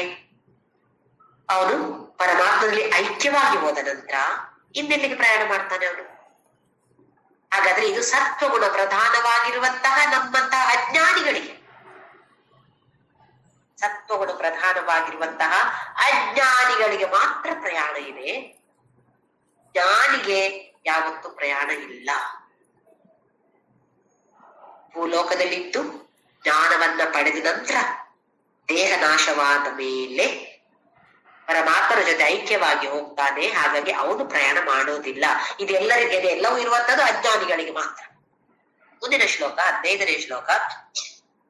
ರಜಸಿ ಪ್ರಲಯಂ ಗತ್ವಾ ಕರ್ಮ ಸಂಗಿಷು ಜಾಯತೆ ತಥಾ ಪ್ರಲೀನಸ್ತಮಸಿ ಮೂಢಯೋನಿಷು ಜಾಯತೆ. ರಜಸಿ ಪ್ರಲಯಂ ಗತ್ವ, ರಜೋಗುಣ ಪ್ರಧಾನವಾಗಿದ್ದಾಗ ದೇಹ ನಾಶವಾದ್ರೆ ಅಂದ್ರೆ ಮರಣ ಹೊಂದಿದ್ರೆ ಕರ್ಮ ಸಂಗಿಷು ಜಾಯತೆ, ಕರ್ಮ ಸಂಘದಲ್ಲಿ ಹುಟ್ಟುತ್ತಾನಂತೆ. ವಿಪರೀತ ಕೆಲಸ ಮಾಡುವಂತಹ ಕುಟುಂಬ, ಯಾವಾಗ ನೋಡಿದ್ರು ಕೆಲಸ ಕೆಲಸ ಕೆಲಸ ಕೆಲಸ. ನಮ್ಮಲ್ಲಿ ಇದೆ ಅಲ್ಲ, ವರ್ಕ್ ಇಸ್ ವರ್ಷಿಪ್ ಅಂತ ಇದೆ. ತಪ್ಪ ಹಾಗಾದ್ರೆ ಕೆಲಸ ಮಾಡಬಾರ್ದ? ಕೆಲಸ ಮಾಡಿ. ಅದಕ್ಕೆ ಸಂಘ, ಅದಕ್ಕೆ ವ್ಯಾಮೋಹ, ಅದಕ್ಕೆ ಅಟ್ಯಾಚ್ಮೆಂಟ್ ಇರುವಂತಹ ಕುಟುಂಬಗಳಲ್ಲಿ ಹುಟ್ಟಿಕೊಳ್ತಾನೆ. ಯಾಕೆ? ಅವನು ಸಾಯೋಗ ಅವನಲ್ಲಿ ರಜೋಗುಣ ಪ್ರಧಾನವಾಗಿದೆ. ಅದರ ಪ್ರಕಾರ ನಾವು ಮತ್ತೆ ಜನ್ಮ ಎತ್ತುತ್ತೇವೆ. ಯಾವ ಗುಣ ಪ್ರಬಲವಾಗಿದೆಯೋ ನಮ್ಮಲ್ಲಿ ಸಾಯುವಾಗ ಆ ಗುಣದ ಪ್ರಕಾರ ನಾವು ಹುಟ್ಟುತ್ತೇವೆ. ಸತ್ವಗುಣ ಪ್ರಧಾನವಾಗಿದ್ರೆ ಉತ್ತಮ ಲೋಕದಲ್ಲಿ ಹುಟ್ಟುತ್ತೇವೆ, ನಿರ್ಮಲವಾದ ಲೋಕದಲ್ಲಿ ಹುಟ್ಟುತ್ತೇವೆ, ನಿರ್ಮಲವಾದ ಸಂಸಾರ, ನಿರ್ಮಲವಾದ ಕುಟುಂಬದಲ್ಲಿ ಹುಟ್ಟುತ್ತೇವೆ. ಅದೇ ರಜೋಗುಣ ಪ್ರಧಾನವಾಗಿದ್ದಾಗ ಯಾವ ಕುಟುಂಬದಲ್ಲಿ ಯಾವಾಗ ನೋಡಿದ್ರೆ ಕೆಲಸ ಮಾಡ್ತಿರ್ತಾರೋ ಅಂತಹ ಕುಟುಂಬದಲ್ಲಿ ಹುಟ್ಟುತ್ತೇವೆ. ರಜಸಿ ಪ್ರಳಯಂ ಗತ್ವಾ ಕರ್ಮ ಸಂಗಿಷು ಜಾಯತೆ ತಥಾ, ಹಾಗೆಯೇ ಪ್ರಲೀನಸ್ತಮಸಿ, ತಮೋಗುಣ ಪ್ರಧಾನವಾಗಿದ್ದಾಗ ದೇಹ ನಾಶವಾದ್ರೆ ಮೂಢ ಯೋನಿಷು ಜಾಯತೆ. ಮೂಢ ಯೋನಿ ಅಂತ ಹೇಳಿದ್ರೆ ಇದೇ ಭೂಲೋಕದಲ್ಲಿ ಎಷ್ಟೊಂದು ನಮ್ಮಕ್ಕಿಂತ, ಮನುಷ್ಯ ಜನ್ಮಕ್ಕಿಂತ ನೀಚವಾದ ಜನ್ಮಗಳು ಬೇಕಾದಷ್ಟಿವೆ. ಪ್ರಾಣಿ, ಹಾಗಾದ್ರೆ ಪ್ರಾಣಿ ಜನ್ಮ ನೀಚ ಜನ್ಮವಾ? ಯಾಕೆ ನೀಚ ಜನ್ಮ ಅಂತ ಹೇಳ್ತೀವಿ ಅಂತ ಹೇಳಿದ್ರೆ, ಪ್ರಾಣಿ ಅಂತ ಹೇಳೋದು ಕೆಟ್ಟದು ಅಂತಲ್ಲ. ಯಾವುದೇ ಒಂದು ಪ್ರಾಣಿಗೆ ನನಗೆ ಭಗವದ್ಗೀತೆ ಓದ್ಬೇಕು ಅಂತ ಹೇಳುವ ಒಂದು ಇಚ್ಛೆ ಬರತ್ತೆ ಯಾವತ್ತಾದ್ರೂ? ಓಹೋ ನನಗೆ ಮೋಕ್ಷ ಬೇಕು ಹೇಳುವ ಇಚ್ಛೆ ಬರತ್ತಾ ಪ್ರಾಣಿಗೆ? ಪ್ರಾಣಿಗಳಲ್ಲೂ ಉತ್ತಮವಾದ ಪ್ರಾಣಿ ದನ. ಪೂಜೆ ಮಾಡ್ತೀವಿ ದನ. ಆದ್ರೆ ಆ ಪ್ರಾಣಿಗೂ ಕೂಡ ನನಗೆ ಮೋಕ್ಷ ಬೇಕು ಅಂತ ಹೇಳುವ ಒಂದು ಆಸಕ್ತಿ ಬರತ್ತಾ? ಅದಕ್ಕೋಸ್ಕರ ಇದನ್ನೆಲ್ಲ ಮೂಢಯೋನಿ ಅಂತ ಹೇಳ್ತಿರೋದು. ಪ್ರಾಣಿ ಜನ್ಮ ಇಲ್ಲ, ಸಸ್ಯವಾಗಿ ಹುಟ್ಟಬಹುದು ನಾವು. ನಮ್ಮಲ್ಲಿ ಸಾಯುವಾಗ ತಮೋಗುಣ ಪ್ರಧಾನವಾಗಿದ್ರೆ ನಾವು ಒಂದು ಸಸ್ಯವಾಗಿಯೂ ಹುಟ್ಟಬಹುದು. ನೋಡಿ, ಸಸ್ಯಕ್ಕೆ ಏನು ಗೊತ್ತಿರತ್ತೆ? ಈಗ ತಾನೇ ನೋಡಿದ್ವಿ ನಾವು, ತಮೋಗುಣ ಪ್ರಧಾನವಾಗಿರತ್ತೆ. ಯಾಕೆ ತಮೋಗುಣ ಪ್ರಧಾನವಾಗಿದೆ ಆ ಸಸ್ಯದಲ್ಲಿ? ಅದು ಯಾವುದೋ ಒಂದು ಮೊದಲಿನ ಜನ್ಮದಲ್ಲಿ ತಮೋಗುಣ, ಅದೊಂದು ಮನುಷ್ಯ ಆಗಿರ್ಬೋದು, ತಮೋಗುಣ ಪ್ರಧಾನವಾಗಿತ್ತು ಸಾಯುವಾಗ. ಹಾಗಾಗಿ ಆ ಮನುಷ್ಯ ಏನಾಗಿ ಹುಟ್ಟಿತು? ಸಸ್ಯವಾಗಿ ಹುಟ್ಟಿದ. ಈ ಜಾಗರೂಕರಾಗಿರ್ಬೇಕು ಅಂತ ಹೇಳೋದು. ನಮ್ಮಲ್ಲಿ ಯಾವ ಗುಣ ಪ್ರಧಾನವಾಗಿರ್ಬೇಕು. ಹಾಗೆ ತಮೋಗುಣ ಪ್ರಧಾನವಾಗಿದ್ದಾಗ ಸ್ವಲ್ಪ ಸ್ವಲ್ಪವಾಗಿ ಆದ್ರೂ ರಜೋಗುಣಕ್ಕೆ ಬರ್ಬೇಕು, ಕರ್ಮಕಾಂಡ ಹೇಳತ್ತೆ. ಆಮೇಲೆ ಜ್ಞಾನಕಾಂಡ. ಮಾಡು, ಕೆಲಸ ಮಾಡು ಮಾಡು ಮಾಡು. ಶುರುವಲ್ಲಿ ಸರಿ ಸ್ವಾರ್ಥಕ್ಕೋಸ್ಕರ ಮಾಡು, ಆಮೇಲೆ ನಿಸ್ವಾರ್ಥತೆಯಿಂದ ಮಾಡು, ಆಮೇಲೆ ಸ್ವಲ್ಪ ಸ್ವಲ್ಪ ಮುಂದಕ್ಕೆ ಬಂದು ನಂಗೆ ಜ್ಞಾನ ಬೇಕು ಅಂತ ಹೇಳುವ ಆಸಕ್ತಿ ಬರುತ್ತೆ, ಪರಮಾತ್ಮ ಕೊಡ್ತಾನೆ. ಹೀಗೆ ಬಂದಾಗ ಶ್ರವಣ ಮನನ ನಿಧಿಧ್ಯಾಸನ ಮಾಡು. ಇದೆಲ್ಲ ಮಾಡಿ ಮತ್ತು ಸತ್ವಗುಣ ಪ್ರಧಾನವಾಗಿರ್ಬೇಕು, ಅಲ್ಲೇ ಇರ್ಬೇಕು. ಮತ್ತೆ ಸತ್ವಗುಣದಿಂದ ಮತ್ತೆ ತಮಗುಣಕ್ಕೆ ಜಾರಿ ಬರಬಾರ್ದು ಕೆಳಗಡೆ. ಹೇಗದು ಜಾರಿ ಬರೋದು ಅಂದ್ರೆ, ಈ ತರದ ಒಂದೇ ಒಂದು ಕೆಟ್ಟ ವಿಷಯ ಯಾರೋ ಹೇಳಿದಾಗ ನಾನು ಕೂಡ ಅದಕ್ಕೆ ಸೇರಿಕೊಂಡು ಹೌದು ಅವ್ರು ಹಾಗೆ ಇವ್ರು ಹಾಗೆ ಅಂತ ಹೇಳಿದ್ರೆ ಮತ್ತೆ ಅಂತ ಕೆಳಗಡೆ ಬಂದ್ಬಿಡ್ತೇವೆ. ಇದಕ್ಕೆ ಪರಮಾತ್ಮ ನಮ್ಮನ್ನು ಜಾಗರೂಕರಾಗಿರಿ, ಎಚ್ಚರ ಎಚ್ಚರ ಎಚ್ಚರ. ಇದು ನಮ್ಗೆ ಯಾವತ್ತೂ ಜ್ಞಾಪಕದಲ್ಲಿ ಇಟ್ಕೊಳ್ಬೇಕು. ನಾನು ಸರಿ, ಇವಾಗ ನಾನು ಅವ್ರ ಬಗ್ಗೆ ಕೆಟ್ಟದಾಗಿ ಮಾತನಾಡ್ತಾ ಇದ್ದೇನೆ, ಯಾರಿಗ್ ಗೊತ್ತು ಆ ಕ್ಷಣದಲ್ಲಿ ನಾನು ಸತ್ತು ಹೋದ್ರೆ ಏನಾಗತ್ತೆ ನಮ್ಗೆ? ನಮ್ಮ ಸಾವು ಯಾವಾಗ ಬರುತ್ತೋ ಹೇಗ್ ಬರುತ್ತೋ ನಮ್ಗೆ ಗೊತ್ತಿಲ್ಲ. ಆ ಕ್ಷಣದಲ್ಲಿ ಬಂದ್ರು ಬರ್ಬೋದು. ಯಾವಾಗ ಯಾರ ಬಗ್ಗೆಯೋ ಕೆಟ್ಟದಾಗಿ ನಾವು ಮಾತಾಡ್ತಾ ಇರ್ಬೇಕಿದ್ರೆ ಸಡನ್ ಆಗಿ ಅಲ್ಲಿ ಬಿದ್ದ್ಬಿಟ್ಟೆ ಸತ್ತು ಹೋದೆ ಅಂತ ಅನ್ಕೊಳ್ಳಿ. ಯಾವ ಗುಣ ಪ್ರಧಾನವಾಗಿತ್ತು? ತಮೋಗುಣ ಪ್ರಧಾನವಾಗಿದ್ರೆ ಮೂಢ ಯೋನಿಷು ಜಾಯತೆ. ಯಾವುದೇ ಮೂಢ ಯೋನಿಯಲ್ಲಿ, ಅತ್ಯಂತ ಮೂರ್ಖವಾದ ಯೋನಿಯಲ್ಲಿ ನಾನು ಮತ್ತೆ ಹುಟ್ಟಿ ಬರುವುದು, ಮತ್ತೆ ಅಲ್ಲಿಂದ ಮೇಲಕ್ಕೆ ಬರೋದು ಎಷ್ಟು ಕಷ್ಟ ಇದೆ ನೋಡಿ. ಅದಕ್ಕೆ ಈ ಮನುಷ್ಯ ಜನ್ಮ ಅಂತ ಹೇಳೋದು ಅತ್ಯಂತ ಪುಣ್ಯ ಮಾಡಿ ನಮಗೆ ಬಂದಿರುವಂತದ್ದು ಈ ಜನ್ಮ. ಅದರಲ್ಲಿಯೂ ಈ ಭಾರತ ದೇಶದಲ್ಲಿ ಹುಟ್ಟಿದ್ದೇವೆ ಅಂತ ಹೇಳಿದ್ರೆ, ಈ ಸನಾತನ ಧರ್ಮದಲ್ಲಿ ಹುಟ್ಟಿದ್ದೇವೆ ಅಂತ ಹೇಳಿದ್ರೆ ಅತ್ಯಂತ ಪುಣ್ಯವನ್ನ ನಾವು ಮಾಡಿದ್ದೇವೆ ಹಿಂದಿನ ಜನ್ಮದಲ್ಲಿ. ಖಂಡಿತವಾಗಿಯೂ ಇದನ್ನು ನಾವು ಕಳೆದುಕೊಳ್ಬಾರ್ದು. ಇನ್ನು ಮುಂದಕ್ಕೆ ಇದನ್ನು ಮೀರಿ ನಾನು ಹೋಗ್ಬೇಕು. ಹೇಗೆ ಒಂದು ಪೋಲ್ ವಾಲ್ಟಿನ ಉದಾಹರಣೆಯನ್ನು ಕೊಟ್ಟು ಅದನ್ನೆಲ್ಲ ಮೀರಿ ನಾವು ಮುಂದಕ್ಕೆ ಹೋಗ್ಬೇಕು. ಆ ಕೋಲನ್ನ ಹಿಡಿದು ಉಪಯೋಗಿಸಿ, ಹೌದು ಇದೆ ನನ್ನಲ್ಲಿ ಈ ಗುಣಗಳೆಲ್ಲ ಇವೆ, ಆದ್ರೆ ಇದೆಲ್ಲ ಒಂದು ಫಿಕ್ಸ್ಡ್ ಗುಣ ಅಲ್ಲ. ನನಗೆ ಗೊತ್ತಾದ್ರೆ, ನನ್ನಲ್ಲಿ ತಮೋಗುಣ ಇದೆ ಅಂತ ಗೊತ್ತಾದ್ರೆ ಅದನ್ನ ಚೇಂಜ್ ಮಾಡ್ಲೇಬೇಕು, ಮಾರ್ಪಾಡು ನನ್ನಲ್ಲಿ ಆಗ್ಲೇಬೇಕು, ನನಗೆ ಮೋಕ್ಷ ಸಿಗ್ಲೇಬೇಕು ಹೇಳುವ ನಿರ್ಧಾರವನ್ನ ನಾವು ಮಾಡಿದ್ರೆ ಖಂಡಿತವಾಗಿಯೂ ನಾವು ಸ್ವಲ್ಪ ಸ್ವಲ್ಪವಾಗಿ ಅದರ ಪ್ರಯತ್ನವನ್ನ ಮಾಡ್ತೇವೆ. ಮನಸ್ಸು ಅಲ್ಲಿ ಇಲ್ಲಿ ಹೋಗಕ್ ಬಿಡದೆ ಇಲ್ಲ. ಕೆಟ್ಟದ್ರಲ್ಲಿ ನಾನು ಮನಸ್ಸು ಹಾಕೋದಿಲ್ಲ, ನಂಗೆ ಬೇಡ. ಮನಸ್ಸಿಗೆ ಈ ತರದ ಶಿಕ್ಷಣವನ್ನ ನಾವು ಕೊಡ್ತಾ ಇರ್ಬೇಕು. ಇಲ್ಲ ಅಂದ್ರೆ ಮನಸ್ಸು ಅಲ್ಲಿ ಇಲ್ಲಿ ಯಾವ ರೋಡಲ್ಲಿ ಬಿದ್ದ ಏನು ಕುಪ್ಪೆಗಳಲ್ಲಿ ಹೋಗಿ ಅಲ್ಲಿಂದ ತೆಗೆದುಕೊಂಡು ಬಂದು ಮತ್ತೆ ಅದನ್ನ ಅಂತ ಮಾಡ್ತಾ ಇರುತ್ತೆ. ಹೀಗಾಗ್ಬಾರ್ದು. ಒಳ್ಳೆಯದನ್ನೇ ನಾನು ಭದ್ರಂ ಕರ್ಣೇ ವಿಷ್ಣು ಯಾಮದೇವಾಹ, ನನ್ನ ಕಿವಿಗಳು ಯಾವತ್ತೂ ಒಳ್ಳೆಯದನ್ನೇ ಕೇಳಲಿ, ಕಣ್ಣುಗಳು ಯಾವತ್ತೂ ಒಳ್ಳೆಯದನ್ನೇ ನೋಡಲಿ, ನನ್ನ ಎಲ್ಲ ಅಂಗಗಳು ದೃಢ ಸ್ಥಿರವಾಗಿರ್ಬೇಕು. ಯಾಕೆ? ಲೋಕ ಸಮಸ್ತ ಸುಖಿನೋ ಭವಂತು ನಾನು ಹೇಳ್ಬೇಕು, ನಾನು ಪ್ರಾರ್ಥನೆ ಮಾಡ್ಬೇಕು, ಎಲ್ಲರಿಗೋಸ್ಕರ ನಿಸ್ವಾರ್ಥತೆಯಿಂದ ನಾನು ಮಾಡ್ಬೇಕು. ಈ ತರದ ಮನಸ್ಸಿನಲ್ಲಿ ನಿರ್ಧಾರ ಮಾಡಿಕೊಂಡ್ರೆ ಖಂಡಿತವಾಗಿಯೂ ನಮ್ಮನ್ನ ಹಿಡಿದು ಮೇಲಕ್ಕೆ ಇಳಿಯತ್ತೆ ಈ ಸತ್ವಗುಣ ಪ್ರಧಾನವಾಗಿರ್ಬೇಕು. ಇದೇ ನನ್ನ ಜೀವನಕ್ಕೆ ಮೇಲಕ್ಕೆ ಎತ್ತಿಕೊಂಡು ಹೋಗಕ್ಕೆ ಒಂದು ಫೌಂಡೇಶನ್ ಇದೆ. ಇದನ್ನ ತಿಳಿದುಕೊಂಡು ಇದರ ಜೊತೆ ನಾಮಸ್ಮರಣೆಯಂತೂ ಖಂಡಿತವಾಗಿಯೂ ಬಿಡಬಾರ್ದು. ಯಾವಾಗೆಲ್ಲ ಆಗತ್ತೋ ಅವಾಗೆಲ್ಲ ಯಾವುದೇ ಕೆಲಸ ಮಾಡ್ತಾ ಇದ್ರು ನಾಮಸ್ಮರಣೆ ನಡೀತಾ ಇರ್ಬೇಕು. ನಡೀತಾ ಇದ್ರೆ ಸತ್ವಗುಣ ಪ್ರಧಾನವಾಗತ್ತೆ. ಜಪ ಅಥವಾ ಧ್ಯಾನ, ಭಜನೆ, ಸತ್ಸಂಗ, ಒಳ್ಳೆಯ ವಿಷಯಗಳನ್ನೇ ಮಾತನಾಡೋದು, ಒಳ್ಳೆ ವಿಷಯವನ್ನೇ ಆಲೋಚನೆ ಮಾಡೋದು, ಪ್ರಾಣಾಯಾಮ, ಈ ತರದ ಯೋಗಗಳು, ಈ ತರದ್ದೆಲ್ಲ ಮಾಡಿದಾಗ ಸತ್ವಗುಣ ಪ್ರಧಾನವಾಗಿದೆ ನನ್ನಲ್ಲಿ ಅಂತ ತಿಳಿದುಕೊಳ್ಬೇಕು. ಇದೆಲ್ಲ ಯಾವಾಗ ಕಡಿಮೆ ಆಗುತ್ತೋ, ಜಪ ಯಾವ್ದ್ರಲ್ಲಿ ಇಂಟ್ರೆಸ್ಟ್ ಇಲ್ಲ ಅಂದ್ರೆ ನನ್ನಲ್ಲಿ ಸತ್ವಗುಣ ಕಡಿಮೆ ಆಗ್ತಾ ಇದೆ. ಇದು ನಮ್ಮ ಆತ್ಮಾವಲೋಕನ ನಾವು ಮಾಡಿದಕ್ಕೋಸ್ಕರ ಭಗವಂತ ನಮ್ಮನ್ನು ಎಚ್ಚರಿಸ್ತಾ ಇದ್ದಾನೆ. ಹಾಗಾಗಿ ಎಲ್ರು ಕೂಡ ಇದೆಲ್ಲ ಪ್ರಯತ್ನವನ್ನು ಮಾಡ್ತಾ ಜೊತೆಯಲ್ಲಿ ನಾಮಸ್ಮರಣೆಯನ್ನ ಮಾಡ್ತಾ ಇರೋಣ. ಓಂ ಶ್ರೀರಾಮ.